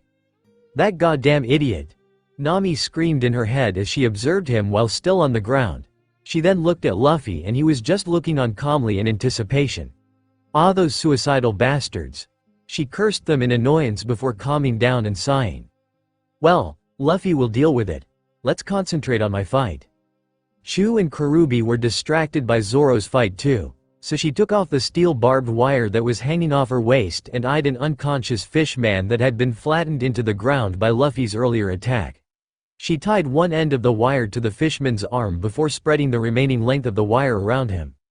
She then got back on her feet again with a groan, and only her arm was scrapped and bloody, with the rest of her body relatively unharmed. It hurt where she was punched in the gut and she was sure a bruise would be there, maybe even a cracked rib, but she didn't care at that moment and pushed through the pain. Oi, crapfish, Sanji walked in at the same time she stood up, looking almost unharmed except for his forehead, which was bleeding. If that was 40th level, then the old geezer's kicks were 400th level. HMPH, Karubi scoffed. I never imagined that there's a human in East Blue that could take the full force of my punch and still live. I reckon there are lots, especially at a certain restaurant. While they bantered, Chu and Nami's fight also resumed. Oh, Chu, you're up too. Nami? Chu smirked, looking at her. Back for more, I see. Yeah, come at me. Ya bastard. Contrary to what it looked like in all her previous fights, Nami didn't recklessly fight knowing that Luffy would always watch her back. She recklessly tested attacks knowing Luffy would watch her back and protect her if something went wrong. Before Luffy came into her life, she generally avoided fights, and even if she ended up having to fight, she only used safe and sure-to-land attacks with her bow staff. But ever since that fateful day she met Luffy, he had made her feel powerful beyond her wildest imagination. The first time she had used her shock staff, she got drunk on its powers and recklessly charged into the fight. But Luffy was there watching her and making sure she didn't get hurt. In every subsequent fight since then, she had quickly come to realize that Luffy was her safety net. No matter how crazy and recklessly she acted in a fight, he always made sure she was safe. So she recklessly tested all sorts of tactics and attacks. Some of her attacks worked, some failed miserably, but since Luffy was there to take care of her, she did it again with slight changes in her footwork or something similar the next time. Nothing she learned was flashy like Zoro's attacks, but what she did learn was how to read attacks from opponents, how to respond to them, how to pull an enemy into her pace, how to distract them, and so on, and she had learned to do that effectively in a fight. "You filthy human! Stop dodging! Chew!" Chew screamed in irritation as Nami kept avoiding all his attacks, while slowly backing away. "You can't even hit that, filthy human, you stupid face," Nami taunted as she backed away and guided him towards her trap. "Make sure to keep your staff up and pointed at him so that his eyes are up too and he doesn't look down. Keep yourself in his field of vision so that he won't see the wires. Taunt him so he charges without thinking. Think on your feet, don't let him pull you into his pace. Do it slow, don't let him realize that you're pulling him into a trap." Luffy smiled as he watched her gracefully manipulate Chew into her pace and finally reach the place where she had set up the barbed wires on the ground. She carefully, but discreetly, walked over it, making sure she didn't get tangled in the wires herself, and successfully got over them. Chew chased after her, trying to punch or kick her, and finally, he stepped into the mess of wires.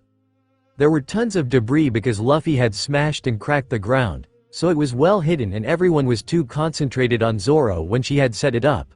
A couple of stragglers had seen it, however, and just before they could yell out a warning, Luffy had thrown large rocks at them, shutting them up. "Wah?" Chew finally looked down, saw his feet caught on wires and tried to walk it off, but that only entangled him in the wires more. He eventually staggered and fell to the ground, his legs getting tied up. Chew groaned as he looked up and saw Nami's staff coming at him. He quickly pushed off the ground with his arms and landed back a few meters away from her, ending up in a sitting position. "You set this up?" He scowled before laughing. "So this was your plan? Make me fall and electrocute me, huh, Chew? Well, looks like you missed your chance. Even if my legs are tied up, I still have my arms, so come near me if you dare, you inferior human," he yelled with his fists raised. "Nah," Nami drawled with a smile as she causally twirled her staff and touched the end of it at the unconscious fishman around whose arm she had tied one end of the barbed wire to. Chew saw it too, panicked, and the thought of "have to untangle myself from these wires" formed in his mind, but before he could act on it, Nami turned the dial up. Bazeet. GGYARRRRKKKKK. The unconscious fishman's body jerked. Electricity coursed through the steel wires, and Chew's body started convulsing violently as Nami turned the dial up to the maximum intensity level. "Chew!" Karubi yelled, trying to go help him, but Sanji stopped him. "Oi! Where the hell are you going? Don't disrupt Nami-san's fight." I don't have time for you," Karubi yelled before punching him using fishman karate again. But Sanji bent backwards to dodge it before kicking him right under his chin, sending him flying back. Nami electrocuted Chew for way longer than necessary. Even after it seemed like he had lost unconsciousness, it was hard to tell with his body jerking violently after all, and only stopped after she was satisfied. "Nami, you did it, way to go, big sis Nami." The villagers and bounty hunters cheered and she smiled at them before collapsing to her knees, clutching her waist where she had been hit. She slowly reached for the hat that had ended up dangling on her nape during the fight and placed it back on her head with a small smile. "I beat one of the terrifying officers on Arlong's crew." She looked at, seeing an extremely pissed off expression on his face, and smirked at him before turning her gaze to Luffy, who was looking at her with a smile too. Karubi glowered at Sanji as he alternated his gaze between him, the defeated Chew, and Nami. "Seems like you're underestimating us too much. You're no match for my superior fishman karate." Sanji jumped back just as Karubi threw a punch at him before lunging at him with a sidekick aimed at his abdomen. Karubi blocked his kick with his elbow fin and Sanji grit his teeth, knowing that his skin was strong. But it wasn't a big deal for him. He just had to kick harder at all his weak points after breaking through his defenses. He had been distracted as he was worrying over Nami, but now that she had won, he focused on his fight. He did glance towards Zoro from time to time, and even though it looked like Zoro was losing badly, he was sure Zoro was trying something given how excited Luffy looked. Stomach drop kick. Karubi growled as he drove his ankle into Sanji's stomach, who got bent in half at the sudden attack. "Don't blame me because you keep getting distracted," Karubi said as he brought his heel down on Sanji's back. Fire flower heel dropkick. Sanji got flattened into the ground as Karubi slowly lifted his leg off of him with a smirk, but it died when he saw Sanji getting up instantly as if he was unharmed. "Still alive, huh? Well, let me show you the true essence of fishman karate. What I used to send you flying earlier was my 100 tile smashing true punch. I'll use my ultimate technique. The 1000 tile smashing true punch. Your chances of survival are 0. Time to end this." Sanji blew out a wisp of smoke before going for the attack. It was too fast for Karubi to react and he felt Sanji's foot on his collarbone before he could even react to it. "Collier. Gah." Karubi groaned in pain, not able to believe that it was a human that the kick had come from. But before he could think about his next move he heard Sanji saying, "Epile," before feeling a debilitating kick on his shoulder. Sanji did not give him a chance to recover and continued the onslaught, carrying the momentum from one attack to the next, thus increasing the overall strength of his kicks. "Poitrine. Colette. Sell. Jigget. Wyu." Karubi stuttered, barely able to stand or get into stance. "Take my ultimate te." Mutton shot. Sanji gave the last kick right on his midsection and Karubi flew backwards, crashing into the Arlong Park building, making a life-size hole of himself in the wall. "I guess you won't be needing any dessert," Sanji said as he relaxed his nerves before looking at Zoro's fight again, which was still ongoing. "Sanji. You did it." Nami cheered happily and Sanji snapped his neck at her and found that she was near the entrance with Najiko. "Big bro Sanji. That was amazing." Johnny and Yosaku praised and the other villagers also threw in some praises. "Anything for you, my beautiful Nami Swan." He predictably swooned going to her side, but got serious again and looked at Zoro. What exactly is happening there?" "As far as I can tell, Zoro seems to be on the verge of figuring some technique out and Luffy is watching with excitement," Nami said, blankly staring at the fight. "Is he an idiot? Why now of all times? Isn't he badly hurt?" "Yes. I can't believe he's fighting in that state," Neko interjected from behind them. "I want to drag him back here right now. Look at all that blood he's losing. It's a miracle he's still alive." Just then, a beaten-up Usopp showed up. "Hey, guys." Flashback. Usopp was lying on the ground in a pool of his own supposed blood. TCH, this guy was only good at running away it seems. A fishman with wide protruding teeth clicked his tongue in annoyance. "Yeah, he's so weak. Nothing like that monster that whipped Momoa." A fishman with prominent pink lips shivered in fear remembering Luffy. "Let's go back. I'm sure Arlong has already killed all of them," said a third fishman with a fin on his head. I'm gonna smell so bad." "You always smell bad." "Shut it." Usopp slowly opened an eye and saw the 3 fishmen going away and cheered happily in his head. "Haha, it worked. Thank God I made this ketchup star blood. Wow, that was terrifying. Fishmen sure are a dangerous race. They can flip entire houses. And 3 of them came after me too. 3. There's no way I could have won that," he thought internally as he finally sat up after seeing that they were far away. "I do feel sorry for Nami, but I'm sure Luffy can take care of the rest," he said aloud with a grin before looking down at his body. I wish I had a few more battle scars. How should I spin this tale? Ooh, I should smear dirt all over myself to make it seem like I was in a fierce battle." He laughed and started smearing himself with dirt, thinking about all the epic stories he could come up with. What should I say when I get back? Sorry guys, I tried but I ended up losing. You're already a part of my crew. Come aboard, or maybe, I almost won guys, but the 3 of them used cheap tricks and caught me off guard. I prefer death to defeat. Ooh, how about, we've all fought well. We're doing this my way. Listen to her guys, it's her fight she's been fighting for 8 years. It was a really close fight, damn it. I'm so pathetic. Usopp cried, hitting himself in shame and rage. He finally made up his mind to fight and with tears in his eyes yelled out at the top of his lungs. Stop right there, you stupid fishman. The 3 turned around in surprise. He's alive? Was he just pretending earlier? Good, now, we can kill him. Usopp flinched and his body wanted to run away seeing the 3's glare directed at him, but he willed himself to stand his ground. Pirates put their lives on the line for their dreams. Come at me all at once, you three bastards. Luffy and those guys live like there's no tomorrow. That's why they're so fearless and laugh so wholeheartedly. Usopp pulled out the new special explosive pellet that he had made on his way to Kokoyashi. He had picked up Krieg's spear before they left Baratie, intent on finding out what the explosive he stored in the spear was. Once he did, it was easy to create a pellet out of it. Well, he called it a pellet, but it was more of a bomb the size of a baseball that exploded on impact. He hadn't tested it though, so there was no guarantee it would work. He aimed the bomb at them and launched it at the biggest of the three, who he called Wide Teeth, in his head. The bomb landed square on Wide Teeth's head, and nothing happened. It just hit him before dropping like a rock. Damn it! It didn't work! Usopp yelped as the three growled, charging at him. He assigned names, Pink Lips and Finhead, to the other two fishmen as he ran into the trees to hide. What's with that guy? Pink Lips sighed. One moment, he's yelling bravely and the next he runs away. Let's just find and kill him, Wide Teeth growled. Usopp hid behind a tree as the three entered the forested area too. Again, every instinct told him to hide and run away, but he pep-talked himself.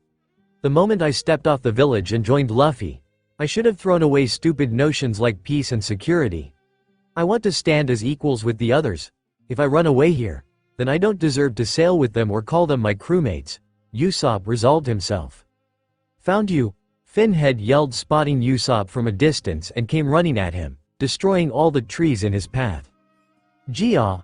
Usopp screamed, trying to get away, but he was body slammed by Finhead, making him go flying back. A tree stopped his momentum and he collapsed to the ground, his back feeling like it had broken. He didn't have time to gather her bearings as he looked up, only to see Finhead running at him. He reached into his bag and pulled out the first thing he got his hands on, which turned out to be a bottle of booze. Take this! He yelled, throwing it at him, and it shattered on Finhead, drenching eggs first and now alcohol. Are you just throwing your lunch at me? Who the hell eats rotten eggs? Ya bastard! Usopp couldn't help but rebuke before pulling back his slingshot. And take this. You do know that alcohol burns, right? Deadly Firestar. The pellet landed accurately on his forehead before he was engulfed in flames. Ah! Finhead screamed as he burned. Pink Lips ran up to him in a panic to put the fire out, while a furious Wide Teeth lunged at Usopp. How dare you do that to our brethren? Wide Teeth kicked at Usopp, who hastily jumped away, but the fishman's sharp nails grazed the side of his waist, slashing him in the stomach. Hey, the fire isn't going out, Pink Lips yelled, and Wide Teeth turned around to go help. Usopp looked at his waist in horror when actual blood spilled out, but forced himself to calm down when he discovered it was just a shallow cut. He sat up again and saw that Pink Lips and Wide Teeth were trying to put the fire out on Finhead, who was screaming and rolling on the ground. The fire almost seemed to be dying out, so he quickly took out another alcohol bottle, his only remaining one, and threw it right on Pink Lips. The bottle hits its target. The alcohol spilled onto Pink Lips and also a bit on Finhead too, thus burning him up again. Usopp was immediately going to follow it up with a firestar to burn Pink Lips too, but the fire from Finhead ignited Pink Lips too. Gah! Put it out! Put it out, bastard! Wide Teeth roared, wanting to squash Usopp to bits, but he had to save his two screaming friends first. He looked around everywhere, and when he saw that they were near a lake, he quickly picked up Finhead by his legs, which wasn't on fire, and threw him into it. He quickly followed it up by throwing Pink Lips into the lake too, and sighed in relief when the fire went out on both of them. Uh-oh! Usopp paled when Wide Teeth turned and charged towards him with furious eyes. Usopp's rubber band of doom! He yelled, and Wide Teeth flinched, stopping and closing his eyes with his hands up defensively. Wow, that actually worked? I am a brave warrior. Usopp hyped himself up as he ran straight at Wide Teeth, and just as he opened his eyes, threw chili powder into them. He had planned to make some red chili star pellets, but hadn't had the time and just had chili powder in his bag, so he had done the next best thing. Haha! How do you like my chili? Throw! Attack! Ah! That burns! You bastard, stop playing dirty! You ganged up on me, 3-on-1, you're the one playing dirty! Usopp then pulled out his hammer and brought it down on his head. Usopp hammer! Usopp hammer! Usopp hammer! Wide Teeth eventually fell with multiple bumps on his head and tears in his eyes after Usopp kept up the barrage of attacks, After making sure that wide teeth was down, Usopp collapsed onto his back panting hard. I did it, I. Pink Lips suddenly appeared in his peripheral vision and he rolled away yelping in shock just as Pink Lips' leg came down where he was a second earlier. Pink Lips was charred but looked like he was still conscious. I'll kill you. Gia! Usopp screamed as he ran away into the forested area again with Pink Lips chasing after him. Where are you? Come you! He was screaming but Usopp suddenly dropped upside down from the branch of a tree and shoved all the rotten eggs he had left into his mouth and eyes. Pink Lips managed to slap Usopp hard across the chest just before the eggs went down his throat. Usopp flew and landed on the ground a few feet away, just as Pink Lips collapsed to his knees gagging and retching. Usopp was tired like never before but he forced himself to move, telling himself that he could rest all he wanted after he was done. His body reacted and he walked up to the puking Pink Lips and brought his hammer out. Usopp hammer, Usopp hammer, Usopp hammer, Usopp hammer, Usopp hammer, Usopp hammer.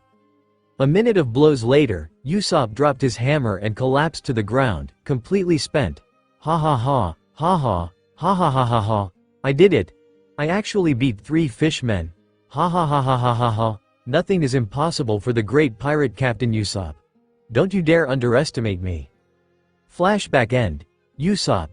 Nami cheered happily but winced when she saw all the wounds on him. You okay? Yeah. I forced myself to come here, but I don't think I can move anymore. Usopp sighed as he sat down before grinning at her and Sanji with a peace sign. Guess what? I took them all down. I did. 3 fishmen attacking all at once and I came out on top. Unbelievable, Nijiko commented. Wow really? Nami asked disbelievingly but she knew he was telling the truth. Good job. Hey. Knew you had it in you. Sanji patted him on the back sitting next to him. Usopp then looked inside the park before hesitantly asking, so, why is Zoro struggling, and why is no one helping? Who know? Sanji was saying when Luffy suddenly stood up with a grin. Oh looks like whatever Zoro was trying to achieve either happened or failed. Nami trailed off and watched in bewilderment as Luffy picked up a large piece of debris and cracked it in his hands just as he threw it into the air. The debris broke off into multiple pieces of rock, big and small, and headed right over. Nami and everyone else gasped loudly seeing where it was heading and yelled in unison. Why the hell are you throwing it at Zoro? While all the fights were going on, Zoro was completely focused on his own battle. Knowing Luffy would take care of everything else. He heard things, knew what was going on around him, but didn't bother thinking about anything. Nayu, I thought the famous Roronoa Zoro would be a worthy opponent but looks like you're extremely incompetent, Hachi complained, again to get no answer. He usually liked to banter during fights, but Zoro was as unresponsive as a rock. I'm ending this. Octopus leg miracle swords. Hachi lunged at him with 6 swords in a circular formation. Zoro waited until the tips of his blades were right in front of him before slashing his single sword at all of them while twisting his body. He managed to deflect 5 of the swords, but the last one slashed him right across his chest and he fell to his knees. Nayu almost deflected all my swords. That was really impressive. Hachi praised his enemy and thought the fight was over but Zoro stood back up, his eyes completely focused on Hachi. Hachi kept talking, yelling attack names, yelling at him that he was ignoring him, yelling that he shouldn't be so rude, body slamming him, but Zoro didn't care. Or rather, he didn't have the strength to care. He was at death's door, with all the wounds from Mihawk opening up on top of all the new ones Hachi gave him. Plus, he was using 1 sword against Hachi's 6, so each time Hachi attacked, he focused on blocking only those strikes that would be fatal. And so, non-fatal wounds kept accumulating on his body, but enough non-fatal wounds would also lead to a fatal ending. He kept trying to sense Hachi's attacks rather than see them, tried to concentrate on his breathing as he tried to sense the breath of his surroundings, whatever that meant. He had started attacking too, but Hachi's 6 sword defenses were solid and he managed only shallow cuts on him. Listen Zoro. There are those who can cut nothing in this world. And the same people can cut steel too with the same sword. The pinnacle of swordsmanship is the power to protect what one wishes to protect, to cut what one wishes to cut. His sensei's words and Luffy saying the same things reverberated in his head. His thoughts were interrupted when Hachi came at him again and only 3 swords were blocked while the other 3 slashed his chest. He collapsed to the ground, feeling like he was on the verge of dying, but he controlled his breathing and tried to keep a steady head observing his surroundings as he got up again. Zoro's head buzzed, his body screamed for rest and wanted to fall, his eyes wanted to close and his heart beat. He didn't know it at the time, but that's wee rocks over his head. All Zoro saw was that many rocks, big and small, were about to fall on him. His body automatically moved a few steps and he casually stood idly while the rocks fell all around him, not even a single one hitting him. "Zoro, are you okay?" He heard distant shouts but didn't care as he observed his surroundings. He hadn't just dodged all the rocks falling on him, he had moved to where he knew it wouldn't fall. "This isn't the first time I'm in this state. I felt this feeling before." Everything around me was eerily silent, my heartbeat sounding like distant thunder. It was like I was standing at the gates of Hades. I could feel the rocks around me just now. Sounded like they were breathing. Is this it? Rocks, trees, the ground itself. I can feel them all breathing, so this is what Sensei and Luffy meant. "Nayu, what is this? Infighting?" Hachi whined again at not getting a good fight. Zoro didn't know what he was talking about but observed Hachi's swords and could feel them breathing before looking at all the rocks strewn around him and felt them breathing too. "Cut what I want to cut. Cut only what I want to cut, it's my will. My blade should only cut what I want to cut, channel my will through my blade." He slashed at a nearby rock without putting too much power behind it and the rock split open in half like it was butter. He then looked around for anything soft like paper and suddenly a large palm leaf came flying at him. Zoro slashed at the leaf with his sword and it simply fell down with not even a scratch. "I see." Luffy was the one who had thrown the palm leaf when Zoro looked like he was looking for something like it, but that action had everyone confused. "What the fuck is that guy doing?" Nami hissed. "Maybe yeah, I got absolutely nothing." Usopp sighed, not able to come up with some fantastic story that would explain his behavior. "Octopus," Zoro finally spoke, silencing everyone. "Sorry for ignoring you. Come at me. I'll fight back." "Nayu, finally, yes. Let's test it. My 6 swords against your 1 sword." Hachi held all 6 swords such that they were pointing at a single spot and charged at Zoro. 6 sword style. Octopus pot stance. Nuye. 1 sword. 1 strike. Zoro waited for him to come to him and just before he got skewered by the swords, he swung Wado in an arc. Lion slash. All 6 swords got cut. Zoro had shattered plenty of swords before due to sheer strength, but this was different. All 6 swords were clearly cut where he wanted them to be cut. Zoro wanted to follow it up by slashing at Hachi and taking him out, but he felt his concentration slipping and felt the state he was in slipping away from him. He hastily kicked off the ground and slashed at Hachi, the slash deep enough that he was done for with that single strike. Hachi fell on his back, blood gushing out from his chest, and at the same time Zoro staggered on his feet and fell forward, and Luffy was there to catch him. He leaned into him and relaxed on his captain's shoulder but clicked his tongue in annoyance seeing the cut on Hachi's chest. "It's an unrefined cut." Luffy eyed the slash too and nodded. "Yeah, but you sliced apart the swords though." It was such a fleeting moment of clarity, Zoro said as Luffy walked him to the others. "I'm already forgetting the feeling, the state." "You just arrived at the starting line," Luffy chuckled as he reached the others and gently laid him down on the ground. "You'll have to train some more to do it on command." "Move." Neko pushed past everyone and let out an unholy shriek when he saw Zoro's condition. "You moth and hash. Asterisk hash hash."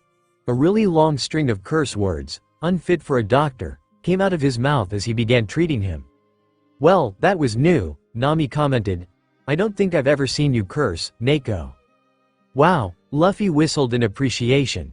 "You kiss your mother with that mouth, old man? I gotta learn some of those words." "And you? Don't get me started on you. Why the hell did you throw rocks at your own crewmate?" "Oh, that was you, Luffy. I was wondering why so much debris started falling on me out of nowhere. Thanks for that." She no problem. Why are you thanking him? You hash and percent equals plus pound dollar euro, section.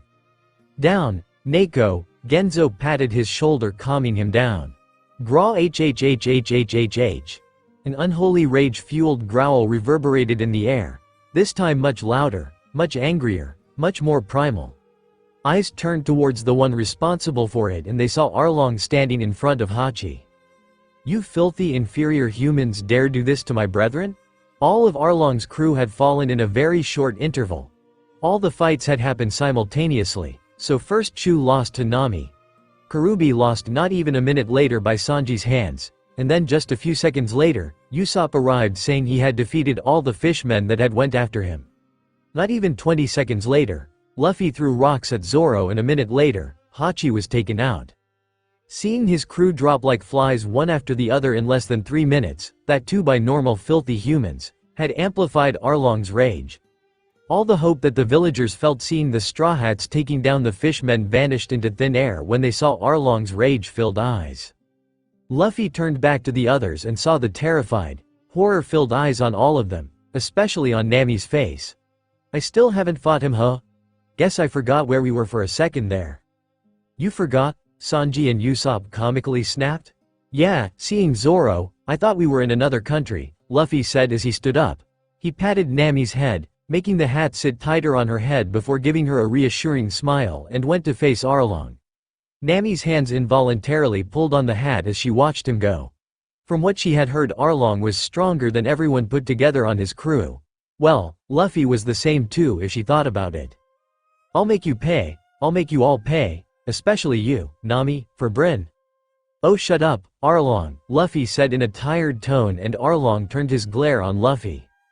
"There are lots of things I want to say to you. How you don't deserve to wear that mark," he said pointing at the sun tattoo on his chest. "How you're a disgrace to everything that Tiger stood for, a disgrace to that symbol. How much of a coward you are. How you've unintentionally started." Luffy stopped himself from saying anything more and sighed, shoving the thoughts of Otahime, Hody and all the others events that were flashing in his head.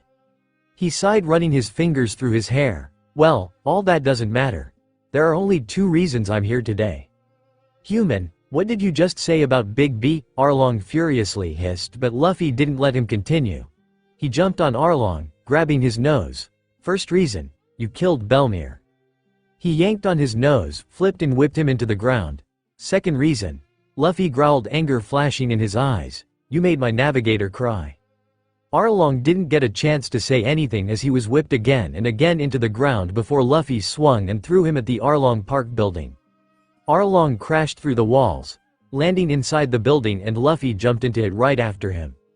The onlookers soon heard shouts from Arlong trying to say no, yell something, but he kept getting cut off by a loud crash followed by screams and groans. They were almost in a trance, some even wondering if they were dreaming. Nami felt a hand on her shoulder and she turned to face Nejico, who had disbelief written all over her face. She opened her mouth to say something but shut it, not able to come up with anything to say.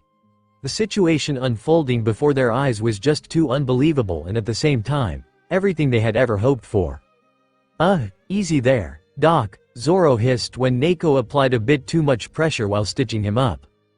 Sorry, just," Neiko, who was looking at the building in shock, looked back down at him, "you know." "Yeah, it's your fault for getting so hurt." Sanji waited for Luffy to come out. "Shut up," Zoro sighed, not in the mood for bantering as he saw the fight was moving to the upper floors of the building. "I don't know what you achieved," Nejico said, wincing at Zoro's wounds, "but did you really have to push yourself so hard when you had him?" Zoro stared at the building for a few seconds before answering. "It's precisely because he's there that I pushed myself so far." Nami came out of her reverie before staring down at Zoro. "What does that mean?" "I quickly want to become someone he can lean on," Zoro said resolutely. "Right now, he's babysitting the rest of us. Giving us opportunities to fight and grow, showing us the path to strength. I don't want to waste it." The guy fell into the sea yesterday because he was trying to dance on the figurehead and had to be fished out of the sea cause he can't swim," Sanji said with a sweat drop. Zoro chuckled. "Well, I didn't say he's not an idiot." Nami giggled before turning back to the building as she thought about Zoro's words. "You're right." "Well, you think about all that later, which," Zoro said with a smile, "for now, just enjoy watching your tormentor get beaten up by an angry Luffy." Nami smiled with a nod while also tearing up with happiness. The next instant, Sanji's foot came down on Zoro's chest.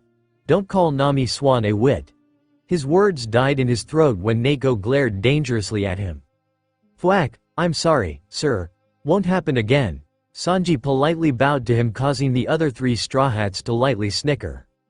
Things finally changed when Arlong came bursting out from the middle of the building and crash-landed on the ground with his sword, the Kiribachi, in his hands. He was in a miserable state. Blood poured out from pretty much everywhere.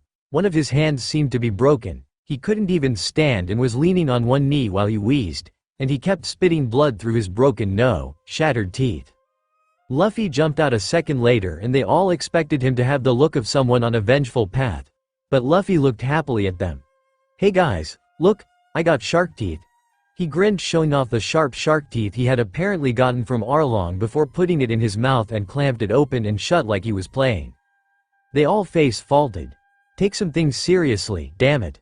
She. No wait. Did you rip Arlong's teeth out? Usopp shakily pointed out. No, he did it himself. They grow back apparently. Inferior human, Arlong croaked out, his voice hoarse. You are a filthy human. I am a superior fishman. Luffy took one step forward as he took the shark teeth dentures out and Arlong flinched before he quickly jumped into the pool. Shahahaha. You made a huge mistake by letting me jump in. You inferior human. Now that I'm in my element, there is no way can defeat me, Arlong yelled, getting his bravado back now that he was in water. I'll show you the difference between us. I am from a superior species. You're from an inferior species. Luffy just played around with the shark teeth dentures while Arlong yapped on. The villagers wanted to warn him that Arlong would be stronger, but they felt like it wouldn't matter much. And as predicted, when Arlong yelled, "Shark on darts," and flew out of the pool, his sharp nose aiming to pierce Luffy, he just grabbed the nose and abruptly stopped his entire momentum. Arlong's eyes trembled as Luffy stared back into his eyes and started panicking when he felt his nose being bent. My nose is the strongest, there's no one who see." He stopped speaking and screamed when his nose was bent upwards by Luffy in a single instant. Luffy then let go and Arlong collapsed on all fours, panting hard with tears in his eyes. You, Graw HHH. His eyes became bloodshot. He looked like he lost all his reason and became a raging beast that recklessly charged at Luffy. Luffy caught him by the nose again, but Arlong clamped his mouth shut on his hand. Luffy immediately pummeled him into the ground, making him groan in pain, which released his hand. Arlong recklessly got up, charging at him again, and Luffy flipped him back before jumping on one of the upper floors of Arlong Park. With his sword in hand, Arlong swung it at him, wrecking his own building before the attacks continued as Luffy kept jumping up and up to the higher floors and Arlong chased after him. The two again disappeared inside the building when they reached the top floor, and things were relatively silent for a while. They could still hear vague words being exchanged, but they couldn't make out what exactly they were saying. Very soon though, something came flying out of the top floor. Boom! Crash! Arlong was launched straight out of the building and he fell all the way to the ground, his teeth crushed, nose bent, eyes rolled back, a couple of limbs broken, and he was unmoving as he lay in a crater created by his fall. The villagers became elated seeing Arlong in that state, and it was finally settling in their minds that Arlong had been defeated. Nami moved her eyes from the broken Arlong to the upper floor from where she was expecting Luffy to come out, but he didn't. Instead, a desk came flying out next. Nami's eyes widened seeing the desk while the others got confused as to why Luffy was still up there. A bookshelf came out next and Nami's hand covered her mouth, realizing what he was doing. What's he up to now? Sanji asked, confused when more and more things came flying out, as did the others. Nami watched the desk she had been forced to make her charts on fall to the ground, shattering into a million pieces on impact. The shelves shattered, the chair shattered, and many maps and charts fluttered in the air all around the building as every single item in that room, in that prison, came crashing down and shattered into pieces. Seeing Arlong lose made her feel like her tormentor was being punished, but watching what Luffy was doing with the room, watching all those things get destroyed, felt like her own shackles were being destroyed and she was finally being freed from her prison. Thank you, Luffy, she cried, grateful and happy, tears pouring out her eyes. The building soon started to rumble as Luffy seemed like he was rampaging inside and cracks formed from the top of the building down to its foundation. What's going on? The building is coming down, everybody, move back. But Luffy's still in there. The building started collapsing in on itself and soon, Arlong Park fell with a resounding crash. Everyone watched with worry when the rubble settled, wondering what had happened to Luffy, but he suddenly burst out of from all the debris, covered in dust and some blood. "Nami," he yelled, looking straight at her, and declared, "You're free." Nami nodded, wiping away the happy tears that uncontrollably came out. Arlong Park has fallen. The villagers cheered ecstatically as they embraced, danced, and celebrated. Luffy watched them all with a grin as he came down from the broken remains of the building before he caught sight of the Marines standing in the far distance, observing what was happening. When they saw that Luffy was looking at them, they screamed in terror and tripped over themselves as they ran away. "Hey, looks like you put the fear of devils in them, huh?" Sanji smirked as he came up to him and watched the Marines run away too. Yep. Nami walked up to him and plopped his hat back on his head while giving him a shaky, barely able to hold back happy sobs grin. Luffy returned the grin. They high-fived and she was about to say something but couldn't when Luffy was body slammed by Nejico and a few other villagers. Oh, shouldn't we call those marine guys?" Genzo asked, eyeing all the fishmen who were being rounded up and tied up with chains by Luffy. It had been a few minutes since the fall of Arlong Park. Neko had dangerously insisted that everyone get a checkup from him and leave his sight only after he was done with him. Only Luffy and Sanji were let go, the others were made to stay under his care, especially Zoro, who was bedridden. The celebrations were already starting. News of their freedom was being sent to the other villages and people seemed to be in a festive mood when Genzo came up to Luffy asking what they should do with all the fishmen. Luffy intervened then and tied up all of them with a chain. "Nah, don't worry about it. I called someone to come get these guys," Luffy said as he dragged all the fishmen and started making his way outside the village. "I hope he comes," he thought excitedly, "if not, I'll just hand them over to the Marines." Genzo perked up in surprise. "You did? Who?" "Someone who'll make sure that these guys won't ever hurt another soul again," Luffy said, and Genzo nodded, letting it go. Luffy dragged them to Gosa village and after flipping one of the houses upright to make a temporary cell, threw them all in. It was late at night when the party was raging on and he was stuffing his face with raw ham melon that he received the call from the person he was waiting for. "Hello, hey, you're already here? Wow, that was fast. Yeah, we're done with him. Okay, come near the village where the houses are flipped. Yeah, that one. You already were on the island, huh? Okay, see you soon." Luffy slipped out of the party and quickly went to Gosa village to the temporary cell where he just sat leaning on the house, waiting for him to show up.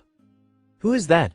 Arlong's hoarse voice came from inside the house, having heard Luffy's footsteps. "Looks like he's regained consciousness, huh?" Luffy thought but didn't respond. "Arlong, please stop. You shouldn't move with all those injuries," one of the fishmen said, but Arlong struggled against his chains trying to break out of them. "I am a fishman. How dare that inferior human beat me like this? He must have used some trick. I'm sure of it. That bitch Nami must have gotten her hands on some strong new poison and slipped it in my food." Luffy couldn't help but chuckle at that. "Who's laughing?" Arlong roared as he struggled against his chains. "I'll kill you. I will get free from here and I'll kill you, you filthy humans." "Arlong, you'll hurt yourself more, please stop," Hachi pleaded, but Arlong didn't settle down. "Don't worry, everyone. We'll all get out of this and we'll create the Fishman Empire. We'll show these filthy humans in." Luffy opened the door then and sat at the entrance with his arms crossed as he studied the inside that was illuminated by the moonlight. "You?" Arlong roared. "It's all you're doing, human S. What kind of trick did you us?" "I wasn't gonna interfere, but I heard something really funny and strange just now. You said something about creating an empire? Did you really mean that?" "Of course, I did, you human S. I am going to cray." "Why didn't you until now then?" Luffy cut him off again and Arlong glared at him. "You guys have been here for 8 years. And what did you do in all that time? Conquered a grand total of 1 island. Well, a tiny archipelago technically, but you get my point. If you really did have any intentions of creating a fishman empire here, I think you'd have done more, don't you think? So, I'm gonna ask you again, did you ever really have any intention of creating anything?" "I have nothing to say to you, you filthy human S," Arlong spat. Dodging the question, "Huh? What about you guys?" Luffy asked, turning to Chu and Karubi, who both spat the same thing Arlong did. Hachi, on the other hand, gasped loudly, sucking in air like a vacuum, before nodding vigorously. The human's right. We could have put so many more islands under our rule if we wanted. Why didn't we? He tilted his head thoughtfully before turning to his captain. Arlong? By the looks some of the other fishmen were giving Arlong, they also seemed to be thinking the same, but the saw-toothed bastard just scoffed. You guys wouldn't get it, we needed Mo.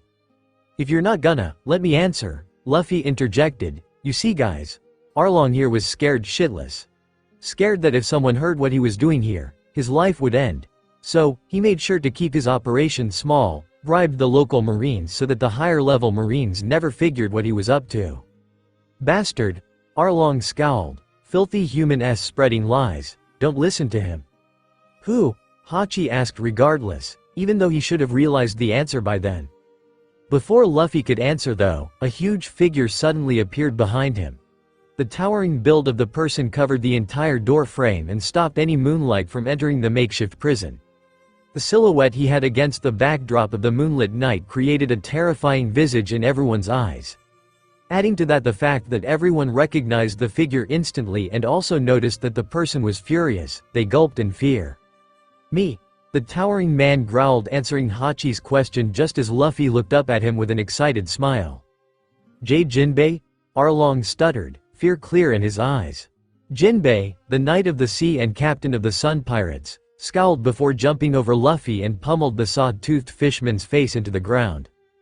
Flashback, 1 month ago, when Luffy called Sengoku after defeating Ganzak. Hello?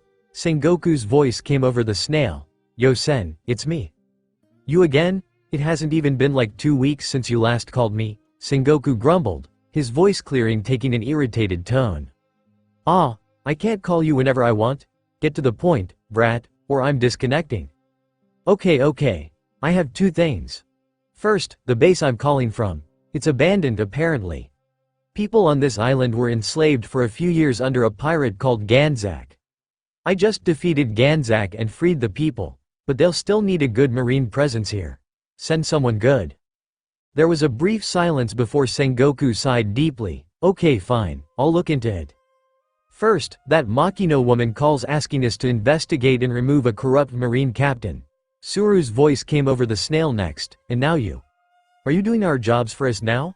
I thought you were gonna give us headaches? Well, that'll come later. For now, the main point I called, I need a favor. A favor? What makes you think we'll do you of all people a favor? Please, it's important. Sengoku took a few moments to think about it before sighing again. Well, you did just free an island, I'll hear you out at least. What is it?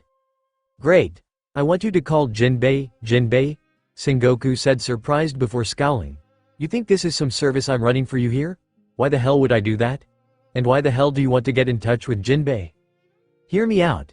You've heard of Arlong, right? Arlong? The name does seem familiar. It's that fishman that was imprisoned, Suru reminded him. Jinbei asked that he and a few other fishmen be let go when he became a warlord. Ah, that's right, so, what about him? Well, he's here in East Blue hurting people. I'm gonna take him down soon and I want Jinbei to come pick them up. Kid, Suru was the one who spoke up first. You gotta give us more details here. First off, Arlong is hurting people in East Blue. How so? He basically demands tribute from people and kills them if they don't pay. I see. Well, leave it to the Marines, Sengoku intervened. Tell us where he is and we'll send in a unit. I'm pretty sure the Marines in East Blue know where he is, some of them at least. When he arrived here 8 years ago, he destroyed 5 battleships. I don't know how many more have tried over the years, but I'm sure many Marines have been killed by him. Do you really want to send more of your people just to get killed by him? I told you I'll take care of him, so let me do it. I have a personal grudge against him. Suru gave a long sigh before agreeing with him.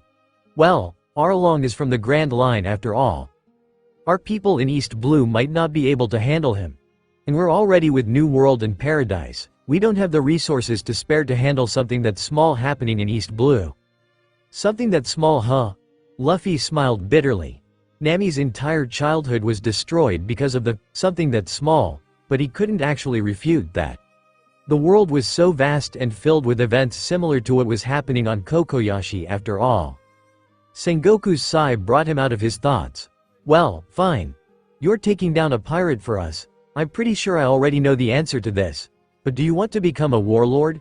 Knowing Garp and your brother, you'll no doubt start causing waves when you come to the Grand Line. If you're gonna do stuff like taking down evil pirates, then you can do that as a warlord. She in your dreams, Seni. Yeah, figured as much. Your brother was offered the title too, you know. He said the same thing. Well, anyway, let's get back to this topic. So, you're gonna take down this Arlong guy. Why do you need Jinbei? You can just leave them at the nearest marine base. Well, I don't want them turned into slaves. What do you mean? I know about the human fishman history. I know about Sabaody. I know what happens in Mariajoy. Maybe the fishmen arrested here will be sent to prison, but there's a chance that they'll be sent to the celestial bastards too. I don't want that to happen, so I want Jinbei to take them. He didn't remember if their fate was ever mentioned in the story, but Arlong or any of the others weren't there when Luffy broke into Impel Down. Maybe he was in some other part of the prison and he just didn't run into them. Maybe they had all died at some point. Maybe they were in some other prison altogether, or maybe they had been taken as slaves. He recalled how Mjasgard had gone to Fishman Island to retrieve his property, the Sun pirate slaves that they had released when Jinbei became a warlord. And that was more than enough reason to suspect some other celestial bastard could also do the same. And as much as Luffy hated Arlong, he didn't want him and his crew to become slaves to the celestial dragons. Silence had descended in the room again for quite some time before Sengoku's irritated voice came from the snail. That damn Garp. Looks like he filled your head with all these things. Stupid grandson, my ass. They, of course, assumed that Garp was the source of Luffy's knowledge and Luffy didn't bother to correct it. He was only amused wondering what kind of conversations they would have with Sengoku accusing Garp that he lied about Luffy's stupidity and Garp having no idea what the hell Sengoku was talking about. Kid. I need you to understand that the celestial dragons are like our bosses. You can't just call me and ask me to do something that goes against them. Why the hell would you think I would ever agree to this? Really? I thought this wouldn't be a big deal at all. How would they even know what happens here? Just do this quietly. Kid, you and I are enemies. And you yourself are directly telling me all this. That's almost the same as telling them. I honestly can't understand as to what's going through your head right now. Well, I'm gonna play on your feelings a bit right now, okay? Wah? I think you have a conscience. I know you have to overlook, partake in, or straight up order some really fucked up things on a daily basis. So, I'm assuming that if you can get away with it, you'll also overlook, partake in, or straight up do some things that prevent some of those fucked up things from happening. I know for a fact that Gramps does, so I'm assuming you do too. No, forget assuming, I'm hoping you do that. 'Cause I don't know how someone like you will be able to sleep at night if you don't. Suru burst out laughing and Sengoku grumbled under his breath. You sure have a way with words, kid. It's rare to see Seni this befuddled. It's like talking with Garp all over again, Sengoku snapped. That bastard also keeps doing stuff like this, and leaving me to cover it up. I'm just asking you to call someone who will take pirates as prisoners. I'm not asking you to cover up anything, you know. I just don't want some corrupt marines to sell them off as slaves. Shut up, Garp has a ton of achievements, so he gets a pass, but you're a pirate. And you have the audacity to talk about having a conscience. I can't decide if I should be angry or laugh that a fucking pirate is telling me this. Oh come on, Senator, you used the terms, evil pirates, earlier in this very conversation. That establishes that you recognize the existence of good pirates too. PFF tahaha. He got you there. Seni. Suru only laughed harder and Sengoku hurled some colorful curses at Luffy, and also Garp before finally calming down with a sigh. He grumbled a bit more, but with Suru siding with Luffy, finally agreed to call Jinbei for him. Luffy cheered, having gotten what he wanted.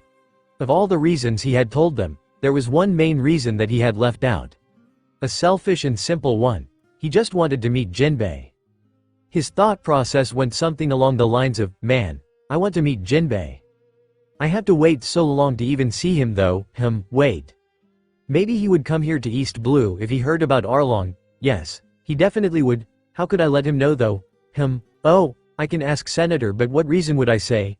And then he thought about what would happen to Arlong, didn't remember if they were ever mentioned again in the story. thought they might become slaves, and so on. Thus, he ended up coming to very valid reasons to justify his request, which lead to this call, and he excitedly waited to hear Jinbei's voice. Unfortunately for him, he had to wait a bit more. Sengoku called Jinbei using another transponder snail AAND. It didn't connect, much to Luffy's growing irritation with the communication system of his world. Well, guess we'll have to send a carrier bat. Tell us the message, kid. Alright. Luffy sighed. Shouldn't take too long. Carrier bats are quite fast, Suru said, taking out a pen. Go ahead. Hey, Jinbei. This is Monkey D. Luffy, future Pirate King. Should we really put the Pirate King part? Sengoku complained, but Suru chuckled and told Luffy to continue as she wrote it all down. I'll get right to the point. I want you to come to East Blue. As for why? Saying the name Arlong should make you understand. He came here 8 years ago. Took over an island. Demands tribute every month, 100,000 for an adult, 50,000 for a child. If even one person fails to pay up, he not only kills that person but also every single person in that village. Good lord, Suru sighed. Now, I know after reading this, you'll want to come to East Blue and take care of this problem, but you're not allowed to. Highlight that part, Suru. Why? Well, that's because the island he took over is home to a friend of mine. She was 10, living with her sister and her mother when Arlong came. They were poor, so they couldn't afford the 200,000 Arlong demanded. They only had 100,000, so the mother chose to sacrifice her life so that her 2 daughters could live, and Arlong shot her in cold blood right in front of her daughters. My friend is talented in drawing maps, so Arlong took her, a 10-year-old girl, branded her, and for the last 8 years, has forced her to work for him, work for the same man that killed her mother. She has fought for the last 8 years, trying to gain her freedom back, and she finally sees a way to do just that, and she will see to the end of it. I'm not blaming you, Jinbei. I just want you to understand that this is her fight. He's destroyed her life, and so, how and when Arlong falls will be decided by her and her alone. The only reason I'm asking you to come to East Blue is because there's a chance that they might end up as slaves after they're arrested. And I don't want that to happen even to my enemies. Just under a month from now, we'll deal with Arlong, and if you're free, come by to East Blue and call me to pick them up. Okay too. I know you're a busy man. I just want to inform you, and I'm sure that you'll make sure that they all don't get enslaved. Again, I really don't blame you for what Arlong did. And it's not your fault. The end, I guess. Just include my number in the message too. Wow, so this is the grudge, huh? Suru sighed. Hit him a couple of times from my end too. She will do. Thanks, Suru. Add this at the end too. Sengoku spoke up. Jinbei, I know it was your condition to release Arlong. But he has committed a crime again. If you are going to East Blue to pick them up, I want you to bring them straight to prison. Okay, done. Thanks for doing this, Sen, Luffy said gratefully. Hope you aren't gonna keep using me like this. Oh come on, Senny, Suru interjected, and Luffy could feel that she was smiling wide. If he's gonna do stuff like this, then I'm 100% behind him. Hey kid, if you have a request like this again, call me directly. Here's my number, she said and gave her number out. I'm getting a headache now, Sengoku sighed, while Luffy and Suru laughed, before he added seriously, call me when this thing happens. I'm letting you do this, but I still want to know what takes place. I don't think I can. I have to call you from a marine base always to connect to you, and I won't be in a marine base when it happens. Just call a nearby marine base and ask someone to connect to me by giving them my number that you have. That's it. Oh, right, that works. Why didn't you tell Makino this? She said she usually had to go to the Goa Kingdom's marine base to connect to you? If I told her that she could do that to reach me, she would have called me like 10 times a day and screamed at me every time. Yeah, I guess. Well anyway, thanks for this. Bye-bye. Goodbye brat. Bye Luffy. Luffy disconnected the call before sighing deeply. That sure was tense. I didn't like talking to him like that, even if it was in a message. I hope Jinbei isn't too distressed. I hope he comes though. Flashback end. Oh yeah. Sen asked me to call him, didn't he? Oh well. Luffy shrugged as he watched his future helmsman repeatedly punch Arlong into the ground. You bastard. You haven't changed at all even after all these years. You have only become worse. Alright. Big guy, Luffy said, grabbing his fist and pulling him back. Calm down. Jinbei stopped, huffing and puffing, and tried to calm himself down as he swept his gaze across everyone there. The other fishmen cowered at the sight of Jinbei glaring down at them, and Arlong was down wheezing and coughing, barely alive. "Let's cool you off," Luffy said as he pulled Jinbei out of the house, and Jinbei didn't protest. Once they came out, Luffy properly saw Jinbei in all his glory. The first thing he noticed was that Jinbei was big. Really big. Vertically and horizontally too. But it was by no means fat that covered his body, but pure muscle from which he could feel radiating strength. When he pulled Jinbei just seconds ago, he could already tell that he was no match for him. He would lose miserably if he fought him. Another humble reminder to him that he was nowhere near strong enough to stand with the monsters of this world. "Well, I wish it was under better circumstances, but it's really nice to meet ya, Jinbei," Luffy said, giving him his signature wide smile, shaking all other thoughts away. "You must be Luffy," Jinbei said, looking downcast before he kneeled down. Knowing what he was doing, Luffy immediately grabbed him by his shoulders and stopped him before he put his forehead to the ground. "First off, as I told you in the message, you're not to blame for this. No, you do not understand. I knew there was a chance he would do something like this, and yet, I let him go. This is M." Okay, just relax, will you?" Luffy said, pushing him up. "I'm not the victim here. So there's no point in this. My friend was the one who suffered. Her name is Nami. I want you to meet her and all." But, he trailed off, turning towards Kokoyashi village in the far distance, which was lit up by festive lights and faint music, and cheers could even be heard. "She's celebrating right now," Jinbei sighed with an understanding look as he sat cross-legged. "She probably hates me, and her mood will only sour if she sees me. Well, all she has heard is that you released Arlong into East Blue. She doesn't know you, does she? If she does, I'm sure she'll like you." "Know me, huh? Yeah. You can give her an explanation the next time we meet. I don't want her to be bogged down with learning about all the messed up history between humans and fishmen today.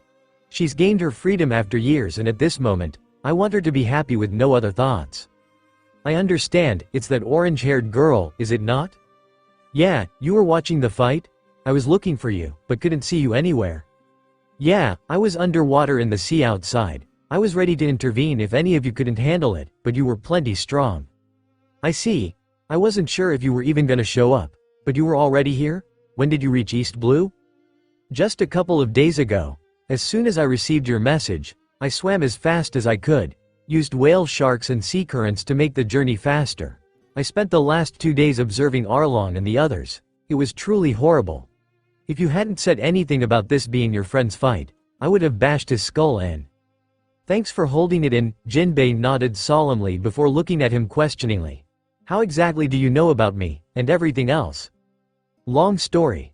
I'll tell you when we meet on Fishman Island." Jinbei just nodded, accepting his answer. Luffy somehow had connections to Sengoku too, so thought he had some sensitive identity and didn't pry. "Well, thank you for stopping Arlong and bringing this to my attention," he said, getting up to leave. No, come on, we only talked about depressing stuff. Let's hang out a bit more," Luffy whined as he caught his hand and started leading him away from the village towards the shore. "I'm okay." Jinbei couldn't help but let out a light chuckle, seeing him acting like a child. "I heard you fought my brother. How is he?" Luffy asked as they slowly walked together. "Your brother? Ace, Fire Fist Ace?" Jinbei gasped, surprised. "You're his brother?" "Yep. You're that man's brother." Jinbei trailed off, studying Luffy carefully before smiling. "Well, sorry to say this, but I hated your brother. At the beginning, at least. He burned down Whitebeard's flag, didn't he? I don't blame you." Jinbei agreed with a smile. "Yes, I chased after him for that. When I finally caught up to him, we fought for 5 days. I gained respect for him as a warrior then. And when Whitebeard came, he told his crew to run while he stayed behind. That's when I gained a bit of respect for him." Whitebeard accepted him as a son after defeating him. "Even then, I still hated him as he apparently kept trying to kill Whitebeard," Jinbei said, but then started laughing. "But then, it became a sort of a joke. I couldn't visit the Whitebeards often, but whenever I did, Ace's different attempts at trying to kill the old man and miserably failing were always a fun conversation topic." "Really? Like what?" I'm sure you know about Ace's narcoleptic episodes." Runs in the family, even though we're not blood related. You too? Not as much as him, but sometimes, yeah, she. Wahahaha. Well, Ace dozing off while he waited for Whitebeard to show up somewhere ended up in him falling overboard many times, getting sucked into a tornado somehow. I'm sure many stories were exaggerated by the others, but still, it was fun hearing of his exploits. He got sucked into a tornado? Luffy laughed along with Jinbei. They kept chatting for a long time, shifting from Whitebeard to the Sun Pirates and also some matters regarding the Ryugu Palace. Luffy confirmed some things he knew from the story while also keeping the top of fun. He thought about telling Jinbei about Odahime's real assassin and Hode's schemes, but in the end, decided against it. With Vanderdecken knowing a major secret about Shirahoshi, really bad what-if scenarios played in his mind and he was reluctant to take any chances. Jinbei was pleasantly surprised by the mysterious human known as Luffy. He was expecting an angry reception given what had happened. But not only did Luffy not show a slick of hostility towards him, but was actually extremely friendly with him like he was talking with an old friend. He couldn't help but smile and laugh along with him as they kept chatting about random topics that, given the context of their meeting, should have been impossible. He did try to ask why he was being so friendly with him, to which Luffy's response was to look at him like he was stupid and ask, "Why would I not be friendly with you?" And Jinbei had no answers. At some point, he even forgot why he had come there in the first place and just enjoyed his time with Luffy. "Well, I'll be taking my leave," Jinbei said after a long time. "It was very fun spending time with you, Luffy." "Yeah, for me too." Luffy grinned as they both started making their way back to the temporary cell.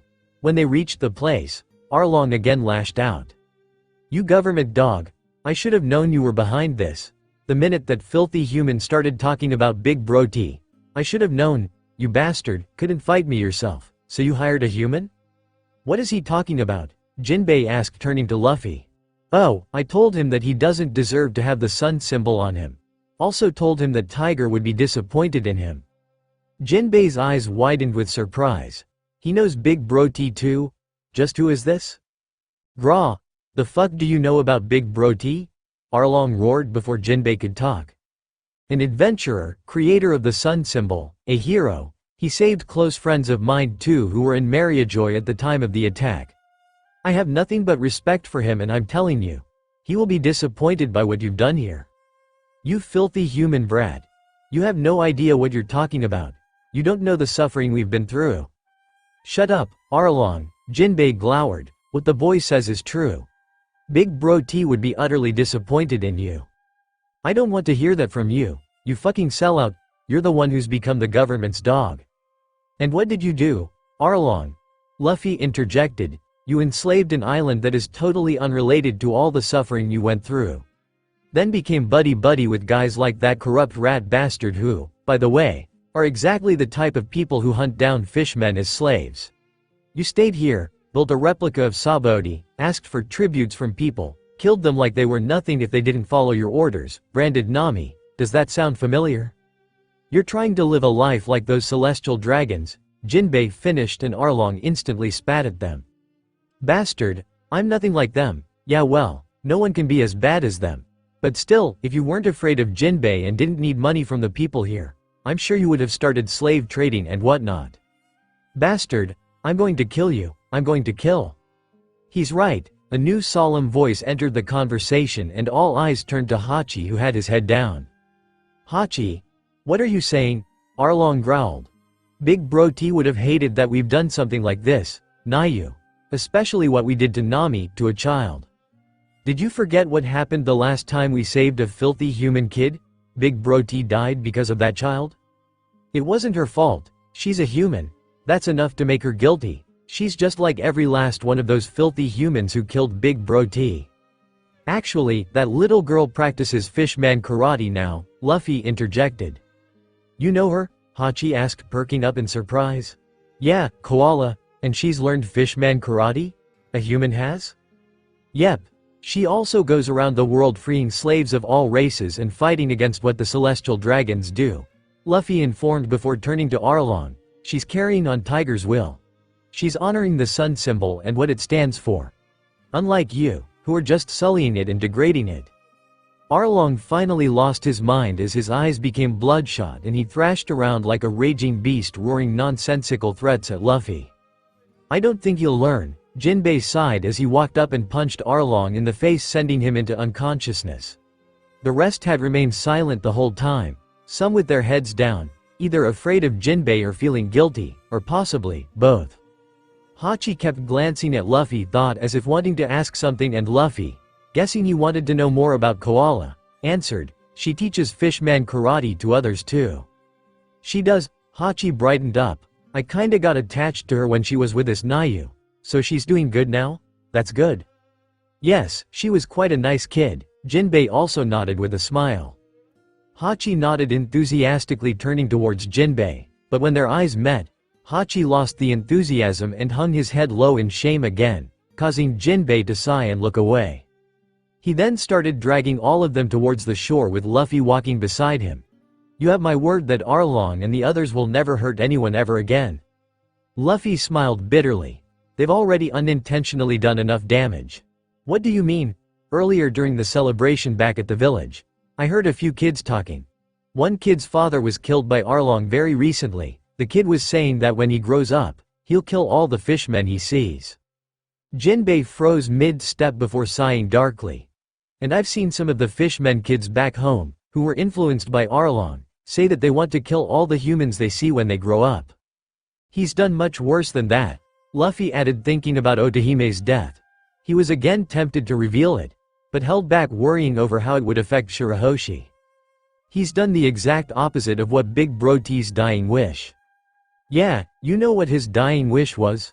Something along the lines of don't taint the next generation with hate." A confused Jinbei again questioned him. "How do you know that? Even if you know and heard about us from Koala, she wasn't there where he died either." Luffy grinned at him. "I'll tell you when I come by Fishman Island." Jinbei sighed, wanting to know more and more about Luffy, but knew he wouldn't be getting any answers that day. They soon reached the shore and Luffy watched in amazement as Jinbei whistled and a few large whale sharks gently emerged from the seas, and so did Momoa. "Hey Momoa, sorry for earlier," Luffy said, feeling bad when he saw that Momoa was shivering as it looked at him. "It's okay, Momoa," Jinbei said with a smile as he threw the chain at one of the whale sharks and it caught it in its mouth. It then descended back into the sea, pulling all the fishmen along, and Momoa and the other whale sharks dived right after them. "Well, Luffy, I'm extremely curious about your identity. How you know everything about me, Tiger, and so much more, but as you said, I'll wait until you get to Fishman Island for answers." Luffy silently held out a hand and Jinbei took it with a smile. "I know I'm a nobody right now with 0 achievements to my name, so you might think I'm just a kid just mouthing off nonsense, but," Luffy said as he looked into Jinbei's eyes with resolve and released his Conqueror's Haki at full blast. Jinbei flinched before his eyes went wide with shock. "Why, your Eiko?" "Otohime's will, Tiger's will, I promise that I'll help you carry it too."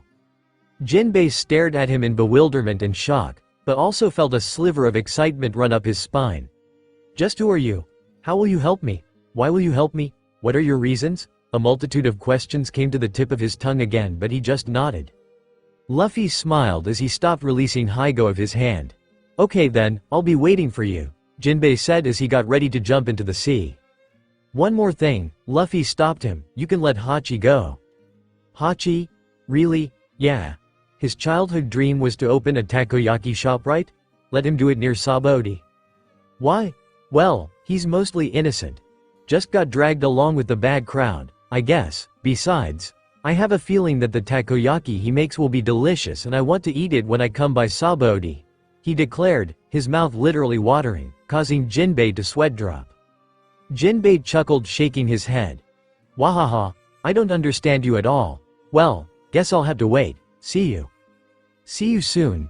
Jinbei dived into the sea and Luffy hoped he had alleviated his mood just a little bit at least. He stared at the sea for a while with a blank look before slowly making his way back. He didn't feel like partying though, so just aimlessly walked around the forest. Sometime later, he spotted his navigator walking alone in the forest too, looking like she was searching for someone. His blank face instantly lit up when he saw her and he grinned as he suddenly appeared next to her, making her yelp in shock. "You idiot! Stop doing that already. But your reactions are so cute though. I can't get enough of them. Grr. Stop it, she snapped, smacking him on the head, and as always, he took it with a laugh. Where were you anyway? She asked with a huff. I was looking everywhere for you. Just handing off Arlong and the others to a friend. Oh, I heard that you chained them up and took them somewhere, so your friend? Who are they? I'll introduce you to him in the future. And don't worry, Arlong won't be hurting anyone. I see, Nami nodded with a smile and decided to forget about Arlong. Well, come on, let's head back to the party. There's loads of food waiting for you. You go ahead. Feel like just walking around right now. Oh, well, in that case, come with me then. Need to introduce you to someone. Someone? You'll see, okay? Nami started leading the way as the two slowly walked through the forest. So even you have times where you just want to enjoy the peace and quiet, huh? Nami asked with a smirk. She sometimes, yeah. Who doesn't? She hummed in response, and they stayed silent for a few seconds before she softly said, I never got a chance to say thank you. You don't have to, but I want to. But at the same time, I don't want to because it feels too little, too small. Good God, you think too much, hee hee. I guess so, she chuckled, but didn't say thank you because she knew Luffy didn't like stuff like that.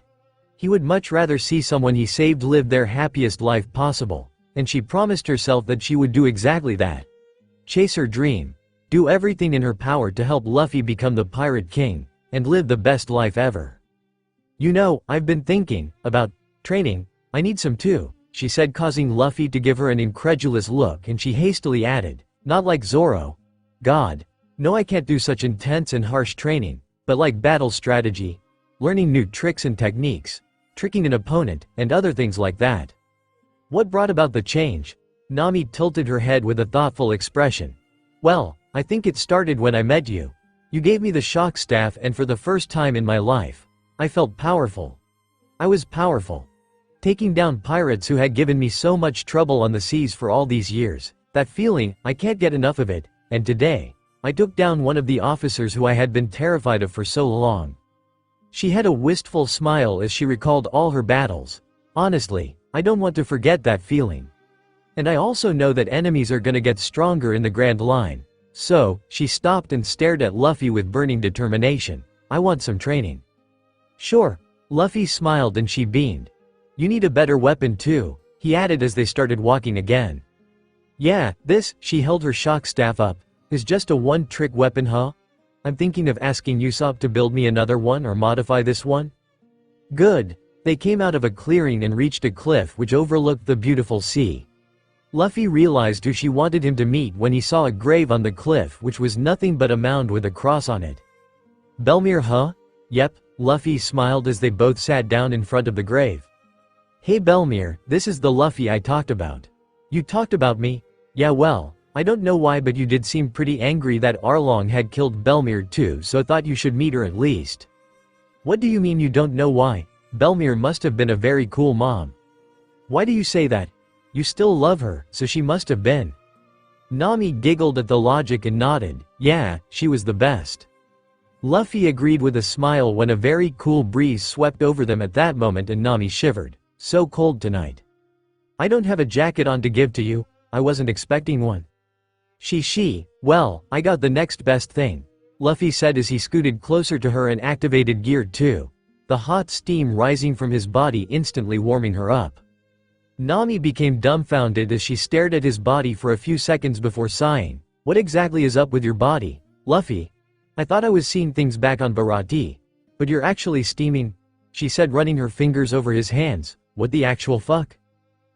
Well, this is a direct effect of my devil fruit. Tell me what your fruit is already. Nope, tell me. Napati, nope. She groaned as she turned her gaze to the grave. Now do you understand what I meant by this guy is crazy? Forgot to mention that he has no concept of personal space either. Wow, you complained about me to your mom? Well, Nami laughed. I guess it could be seen that way, yeah. Rude. Luffy shook his head as if disappointed before putting his hand on the cross. Hey Belmir, my name is Monkey D. Luffy, captain of the Straw Hat Pirates. And I guess I'm stealing your daughter away to become a pirate. Idiot, Nami drawled, smacking him lightly. You don't have to phrase it like that. Also, your daughter is a handful. She keeps smacking him. Hey, you complaining about me to my mother now? You started it. Let me tell you, Belmir. She keeps smacking me, yelling in my ears like a banshee. I even suspect she has eaten the banshee fruit. Hey, stop it. Nami giggled as she tried to cover his mouth, but Luffy chuckled, grabbing her hands and keeping them away from his mouth as he continued complaining. She even bit me once. It's your damn fault. And she keeps saying, it's your fault, again and again, knowing full well that Zoro and I have a game where we take a shot each time she says that. I suspect she's trying to get me drunk. Slander, Nami playfully yelled in protest before doing all the things he just accused her of. She smacked him on the head, got close to his ears and yelled into it like a banshee, then grabbed his hand and bit it, before devolving into a fit of giggles as she yelled, "It's your fault, hee hee hee hee." Nami, a sudden voice interrupted the two and they both looked back to find Nijiko and Genzo staring at them. "Oh hey, guys," Nami cheerfully waved as they came closer and stood behind them. "What are you guys doing?" Genzo asked, his eyes flashing dangerously at seeing the two's close proximity. "Just introducing Luffy to Belmir." "Oh," Nijiko smirked teasingly as she pointed at how Nami was almost sitting on Luffy. "Doesn't look like you were just introducing him." "We were just playing around," she said, slowly separating from him. "It was cold, so he was just warming me up." The two's eyes widened and Nami realized how that sounded and quickly backtracked. No, not like that.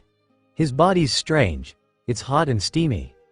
The two gasped loudly and Nami's face flushed with embarrassment, realizing what she was saying. "You should stop talking, Nami," Luffy nonchalantly butt in. "You're just digging your grave deeper."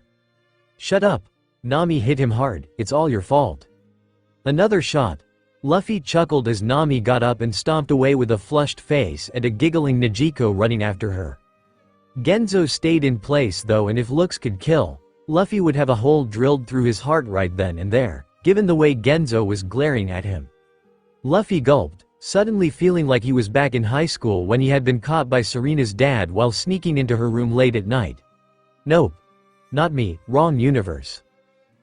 We really were just playing around," Luffy said as Genzo kept up the glare before he walked up and sat down next to Luffy, his eyes not leaving him for even a second. "Yeah, not letting this happen," Luffy thought, and before Genzo could open his mouth, Luffy started speaking.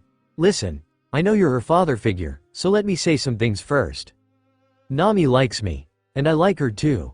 Is it love or something that'll blossom into it eventually? I have no clue.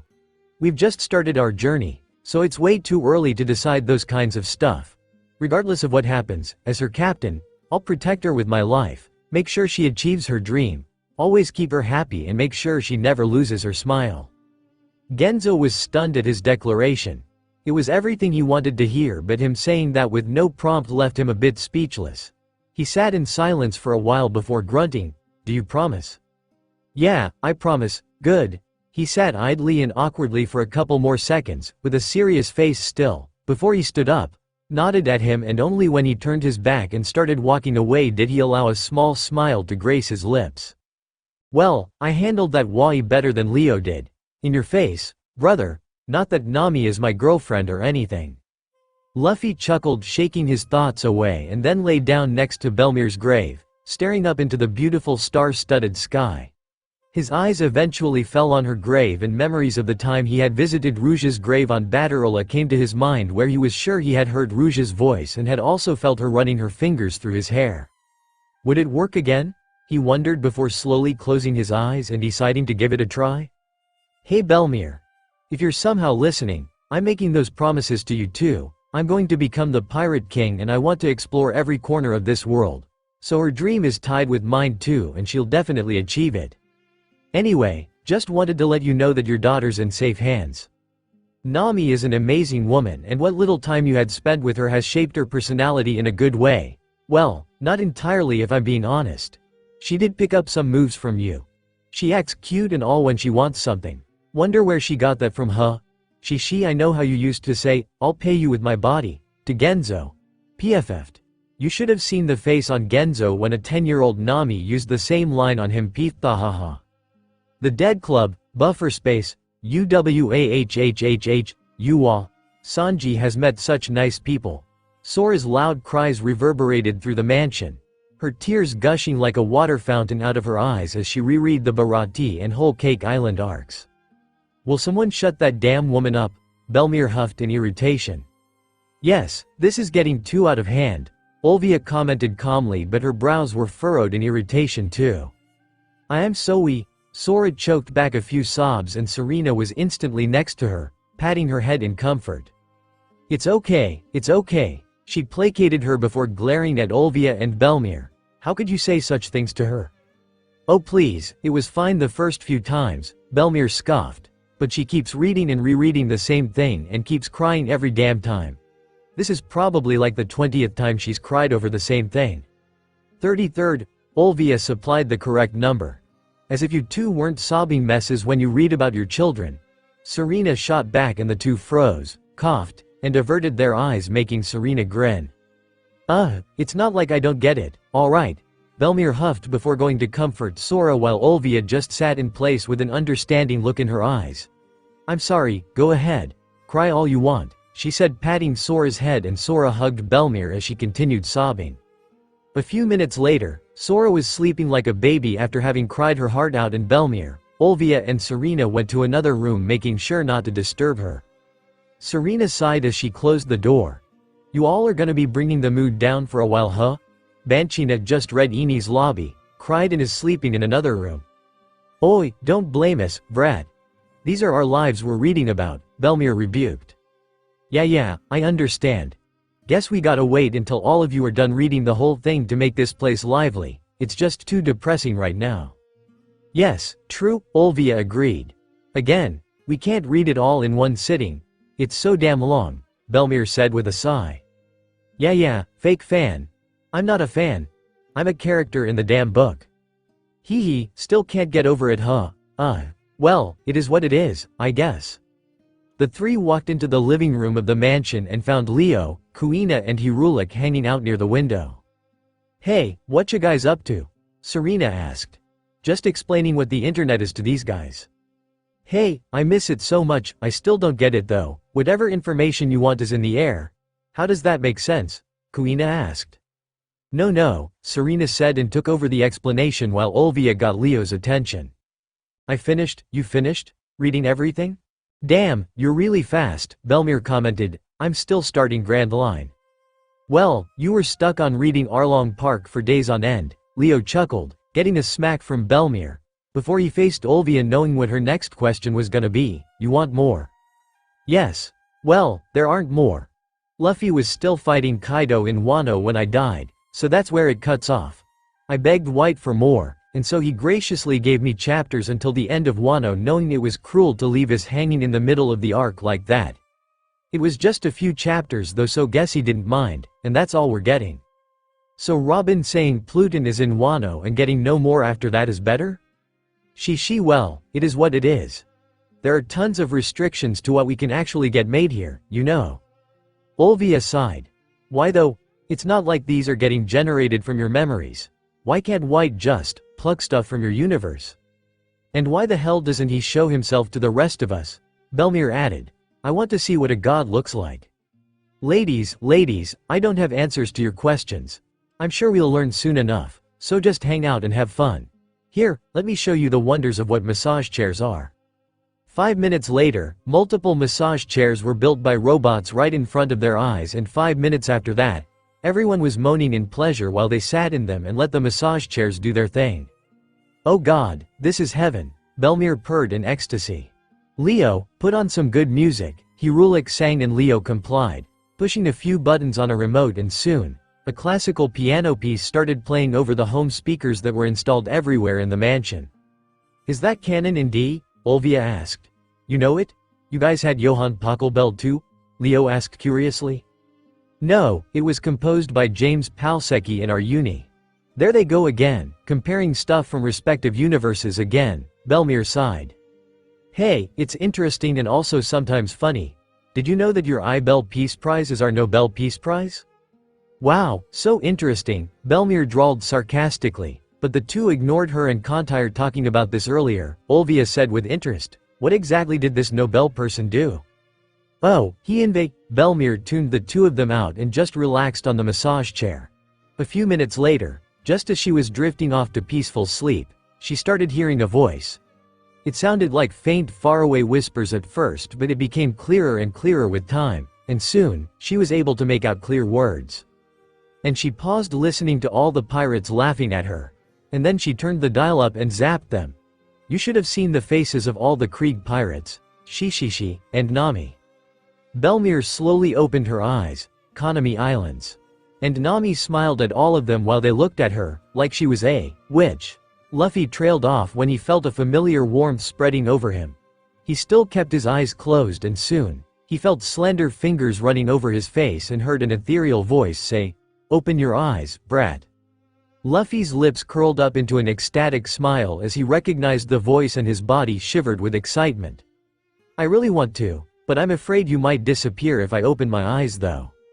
"Oh, just open 'em, brat." The voice snapped before he felt a little slap on his forehead. "Like mother, like daughter, huh?" He chuckled as he slowly opened one eye and came face to face with a translucent figure hovering just inches above him. It was a very faint figure, barely translucent, but he could make out the smile on her face, and also the unique hairstyle she had. And when she didn't disappear, he smiled wider and opened both eyes.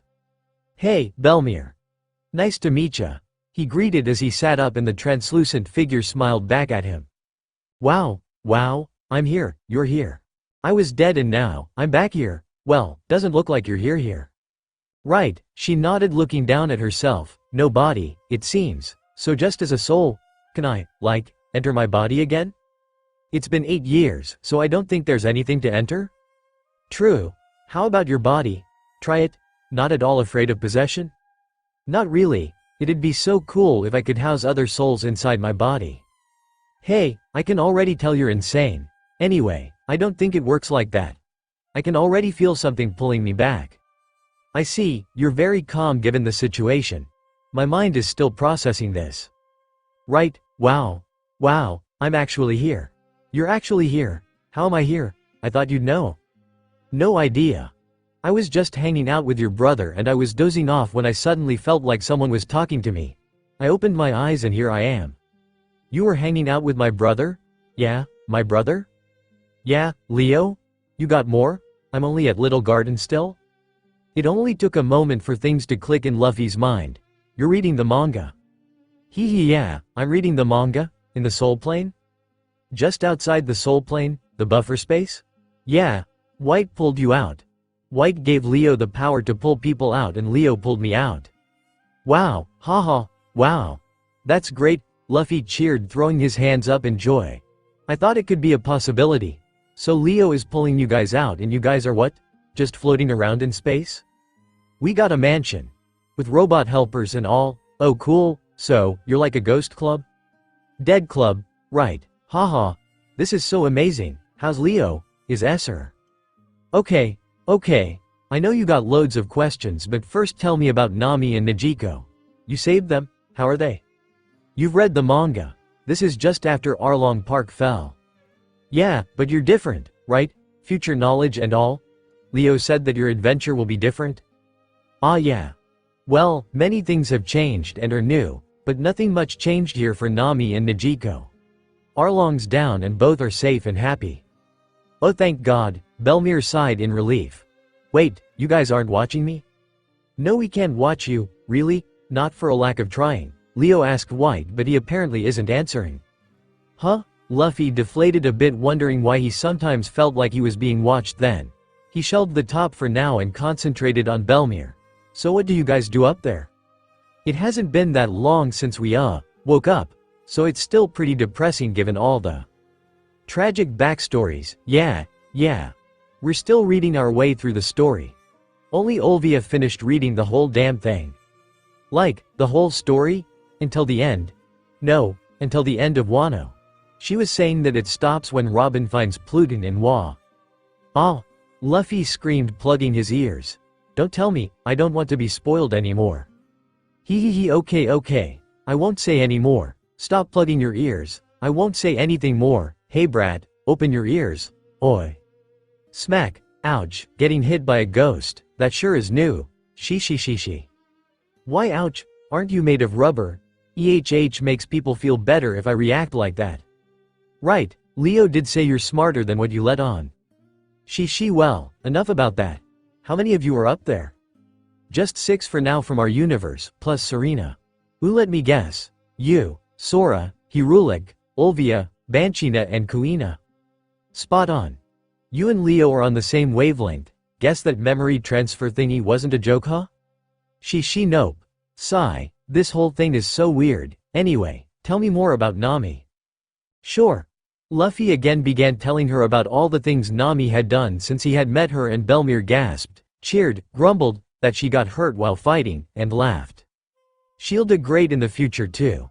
Navigation. She's gonna be the best, not much to say there, but in fights, she's always part of what's called the weakling trio in the story. But I think our Nami will be different.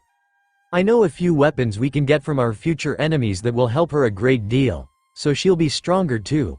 Luffy reassured with a smile. I see. Good then. Thanks, kid, for saving my family, being there for Nami, giving her a place she can call home, and giving her a chance to follow her dreams, Belmir said, ruffling his hair lovingly. How's Noji? Haven't talked to her much, but she's good too. She's great in the future too. It was mentioned in just a page, but she had opened up a huge tangerine business or something, I think, and Genzo. In Nami's bounty poster. She's doing a SXY pose in a bikini and Genzo freaks out about it, but also has an enlarged picture of it hung in his house. Ha ha ha. He oh god. I can totally see that happening, and also, the spirit who was gently ruffling his hair until then yanked it hard. The hell do you mean Nami's bounty poster? Luffy's sweat dropped. She's a pirate you know, and we do some pretty crazy things, so it's inevitable. Sigh, guess I can't do anything about that. You better protect her with your life, or else when you die and come here, I'll make your afterlife a dying hell. Yes, ma'am. Luffy saluted and laughed. You know, you're like the second dead mother I promised that I'll take care of their child. Belmir yanked his hair even harder. You're two-timing my daughter? What? No, the other was my brother, Ace's mother. Wait, Nami and I don't have a relationship like that either. What? My daughter's not good enough for you, Mr. Future Pirate King. No, she's amazing, she would mock. Wait, what am I saying? I have no such intentions for now, ugh. Belmir started laughing after his little outburst, and Luffy sighed before joining her a couple of seconds later. Belmir gently patted his head with a grin. Well, I can't be there for her, so I'm leaving her to you. Take good care of my daughter, please. Okay. I promise. Looks like my time's up. I feel something pushing me back now for some. She paused when she saw 2 people in the far distance, and Luffy turned around to see them too. It was Nejico and Genzo RDS them, but when Belmir saw their eyes meet hers, they froze in place. Can't you hold on just a bit longer? I'm sure they want to talk to you? No, it's because they're coming closer that I'm being pushed back. Oh, so it works like that? I'm pretty sure you're the one who kinda pulled me down here. Can you do it again? I'm not sure how this works. Maybe because I was in the buffer space, so I have a connection to it. Maybe the voice of all things is playing a role here too? Basically, you have no idea, I have no idea. But I think I had to be near the specific person's grave. I did it to Rouge once before, didn't have a conversation like this though. Well, alright. Then, give those 2 these messages, Belmir said before she told Luffy her final messages for Nejico and Genzo, which had Luffy bursting out in laughter. Well, kid, it has been a pleasure meeting you, she said, kissing his forehead. Go crazy, alright? She okay. Oh, 2 messages from me. Tell Sora that I've befriended Reiju and she hasn't joined me yet, but she'll be on my crew one day. Her daughter, right? Man, she's gonna flood the room. A crier, huh? I suspect her eyes are a fountain? She in second message. Belmir flickered once, and when the 2 looked back, they saw Nejico and Genzo had finally come out of their shocked frozen states and were dashing towards them. Belmir gave them a wide smile and a wave before she blinked out of existence. And the second message I couldn't say, Luffy sighed but shrugged it off and just watched as Nejico and Genzo came closer. Did I see that right? Was that Belmir? Nejico shrieked. I saw her too. Genzo shrieked back. After appeasing Nami, Nejico just wanted to sit at the grave again, and Genzo followed. only to find the shocking scene. The spirit was faint, but they could recognize the shit-eating grin and unique hairstyle anywhere. They finally reached Luffy, panting hard and looking around everywhere before settling their gazes on Luffy. "Hey, guys. Sorry she couldn't stay." "How? That was Belmere just now? Her ghost? Where is she now?" "Yes, that was Belmere's spirit. I can somehow talk to dead people." The two looked at Luffy incredulously with jaws hanging wide open. "Just sit down. I'll explain," Luffy said, and the two followed obediently. "Well, just think of me as a psychic. The truth is weird, which will just confuse you to no end, so let's not do that. This is actually just the second time I've been able to talk to a dead person and the first I've been able to have a conversation. How is that even possible? Long story. You wouldn't believe me, so let's skip it. As I said, just think of me as a psychic who can talk to dead people, alright? Belmere had some last words to give you, so I'm explaining a bit." That brought them out of their stupor. "Why didn't she just wait for us? We were right there," Najiko yelled with tears in her eyes. "She wanted to, but as you got closer, she felt herself being pushed back. From what I can speculate, it seems living souls don't like dead souls and kinda reject and push them. I'm kinda special in that regard, so not affected by me, I guess." That did nothing to calm her down, but Genzo gently rubbed her back, placating her. "This is too crazy, so let's skip over the how bit. What did she say?" "First to you," he said, pointing at Najiko. "Take care, Noji. You become so beautiful and strong, always being there for Nami and the others. I'm so proud of you and I love you." "Belmere," Najiko cried. "I love you too, and to you, General." Luffy grinned, which sent alarm bells ringing in Genzo's head. "Take care of Noji, and when you die and come here, I'll reward you with my body." Najiko and Genzo blinked for a second before Najiko burst out laughing, falling to the ground clutching her stomach, while Genzo's face burned with a dark crimson hue as he cursed, "That damn woman." Luffy and Najiko laughed at the blushing Genzo for a full minute before finally calming down. "That sounds like Belmere. Alright," Najiko smirked, wiping her tears away, to which Genzo grumbled curses at her. "What else did you talk about?" Najiko excitedly asked Luffy.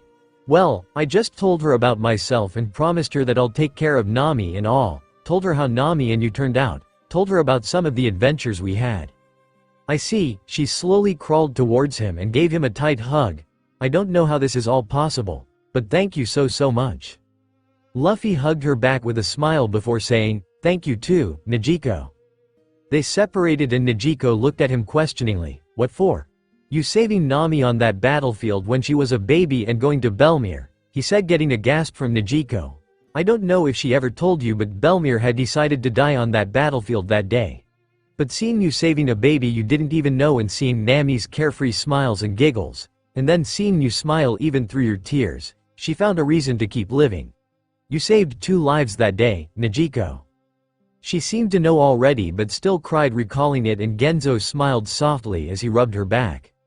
"And getting tattoos so that Nami wouldn't feel too bad about her own," Luffy continued, only making Najiko gasp harder and cry harder. "You were always the mature one even when Belmere was alive. She feels a bit embarrassed about that actually. She knows all that you've done here and she's really proud of you." Happy joyful sobs overwhelmed her, causing her body to shake uncontrollably with emotion, and Genzo quickly brought her into a hug with tears in his own eyes. "I got way too much to tell Noji. Tell her that I'm really proud of her and love her. Tattoos, battlefield, her always being the mature one, that it even made me feel embarrassed. And you add more things that'll have her happy sobbing like a baby," was Belmere's message to Najiko. And now Najiko was happy sobbing like a baby. His job done, Luffy left the father-daughter pair with a grin. Luffy woke up the next day, feeling more refreshed than he had ever felt before. It was like a whole new world had just opened up to him, knowing that all the people that had died in the story in horrific and tragic ways were being taken care of by Leo. There were only 6 for now, but he knew Leo would pull out more eventually. As for his new power, he didn't think much of it. It only worked at the grave of a specific person he knew and cared about, and there really weren't many graves available out there. Plus, he could only hold a conversation with Belmere because Leo had already pulled her out of the soul plane. If not, he suspected it would be like with Rouge. He didn't know what the rules of that place were and he didn't care much either. That was Leo's adventure. Maybe when he died, he would get to meet him and all the others too. He shrugged, just happy to know that they were all up there somewhere. He went to the kitchen to make himself some coffee and stared at everyone still sprawled out drunk on the floor. After his talk with Nijiko and Genzo, he had gone back to the party only to find all his crewmates were passed out drunk and thus, had brought them all back to Nami's house. He had gently tucked Nami into her bed upstairs while the rest were thrown in the living room.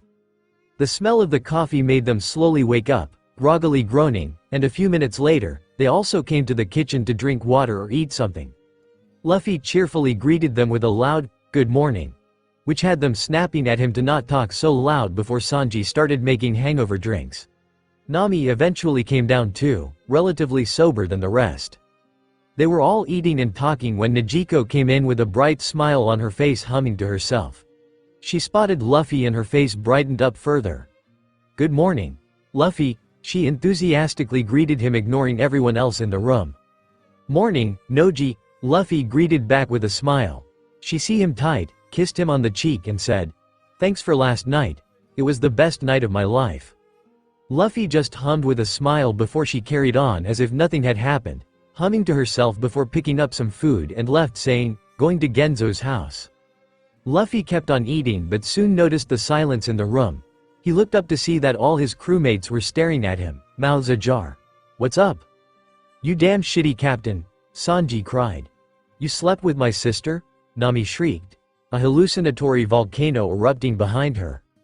At the same time, Sanji came in with a flying kick while yelling, "How dare you sleep with a beautiful angel like Nojiko-san?" which Luffy just dodged, causing Sanji to go over his head and crash into a wall. "Wait, what? What are you talking about? What did you do with her last night?" Nami demanded, stomping towards him. "And why is she so happy? And you called her Noji?" "Ah, we just talked a bit, that's all." "Bullshit," Nami screamed and came at him to strangle him, but he escaped, running and hiding behind Zoro. "Zoro? Help me." "What? I'm terrified of the witch too. Besides, you deserve it, you playboy." "Wah? Et tu, Zoro?" "Well, it's the truth," Zoro smirked. "Yeah, you slept with Moody and now with Nijiko just a couple of days later. You're a playboy," Usopp added, nodding sagely. "Moody was a Nami smacked Luffy hard on the head, bringing it close to that conversation, and was about to continue hitting him, but Luffy backed away. Wait, it's not what you're thinking. Even Genzo was with us. Ask him, the three of us were together." "Then why was she so happy? Why did she say it was the best night of her life?" "Why are you asking me? Go ask her," Luffy yelled before running out of the house while Nami screamed at him to come back. After 3 days of partying on the island, the Straw Hats were finally ready to leave. Zoro was in a stable condition on day 2 itself, but Neko had dangerously insisted that he take another day off and also insisted that he not get into any fights for a month at least. Zoro and Luffy both had laughed in his face at that and gotten a beating. All the Straw Hats except Nami were standing on the Mary while the rest of the villagers were at the shore to see them off. Johnny and Yosaku also said their goodbyes and they were only waiting for Nami to show up. "You think she changed her mind at the last minute and decided not to come with us?" Usopp asked. "What? No way. She's 49.5% the reason I'm here. My beautiful Nami Swan will definitely come." 49.5? Luffy asked while holding out a recorder. "Yes, another 49.5% is for the beautiful mystery genius inventor crewmate of ours," Sanji sang, twirling around, and Luffy chuckled as he got the recording. "Is this gonna blow up in his face?" Usopp whispered. "Imagine the most hilarious thing you can think of and multiply that by 1,000,000,000 times. That's how hilarious it's gonna be when you all finally meet her," Luffy answered, and Usopp snickered, going, "Can't wait." "Set sail," came Nami's loud shout, drowning out every other voice in the vicinity. "Nami? What?" The villagers became confused when Nami started running. "Well, you heard her, prepare to set sail," Luffy ordered as he started raising the sails. "Hey, are you really sure? Doesn't she need to say goodbye?" Sanji asked. "Nah, it's her goodbye. Let her say it however she wants." Nami, don't leave like this. At least let us thank you properly and say goodbye." The villagers pleaded with her to stop, but Nami weaved through the crowd and ran to the shore. She reached the shore and jumped onto the Mary, landing perfectly on the deck. The villagers still called out for her to stop, but they stopped when they saw a ton of wallets and purses falling out from under her shirt. Quickly checking for their own wallets and finding them missing, they realized what Nami had done. "Take care, everyone," Nami drawled with a smug grin. "You rotten little thief." They yelled in unison, "You tricked us." Nami laughed loudly, and so did the other Straw Hats, while the villagers yelled at her to come back and return their wallets, but it soon turned into farewells. "Bye, Nami, stay safe, Nami, come back anytime you want."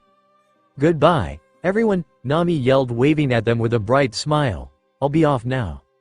"Straw Hat, you better keep your promise, both of them," Genzo yelled.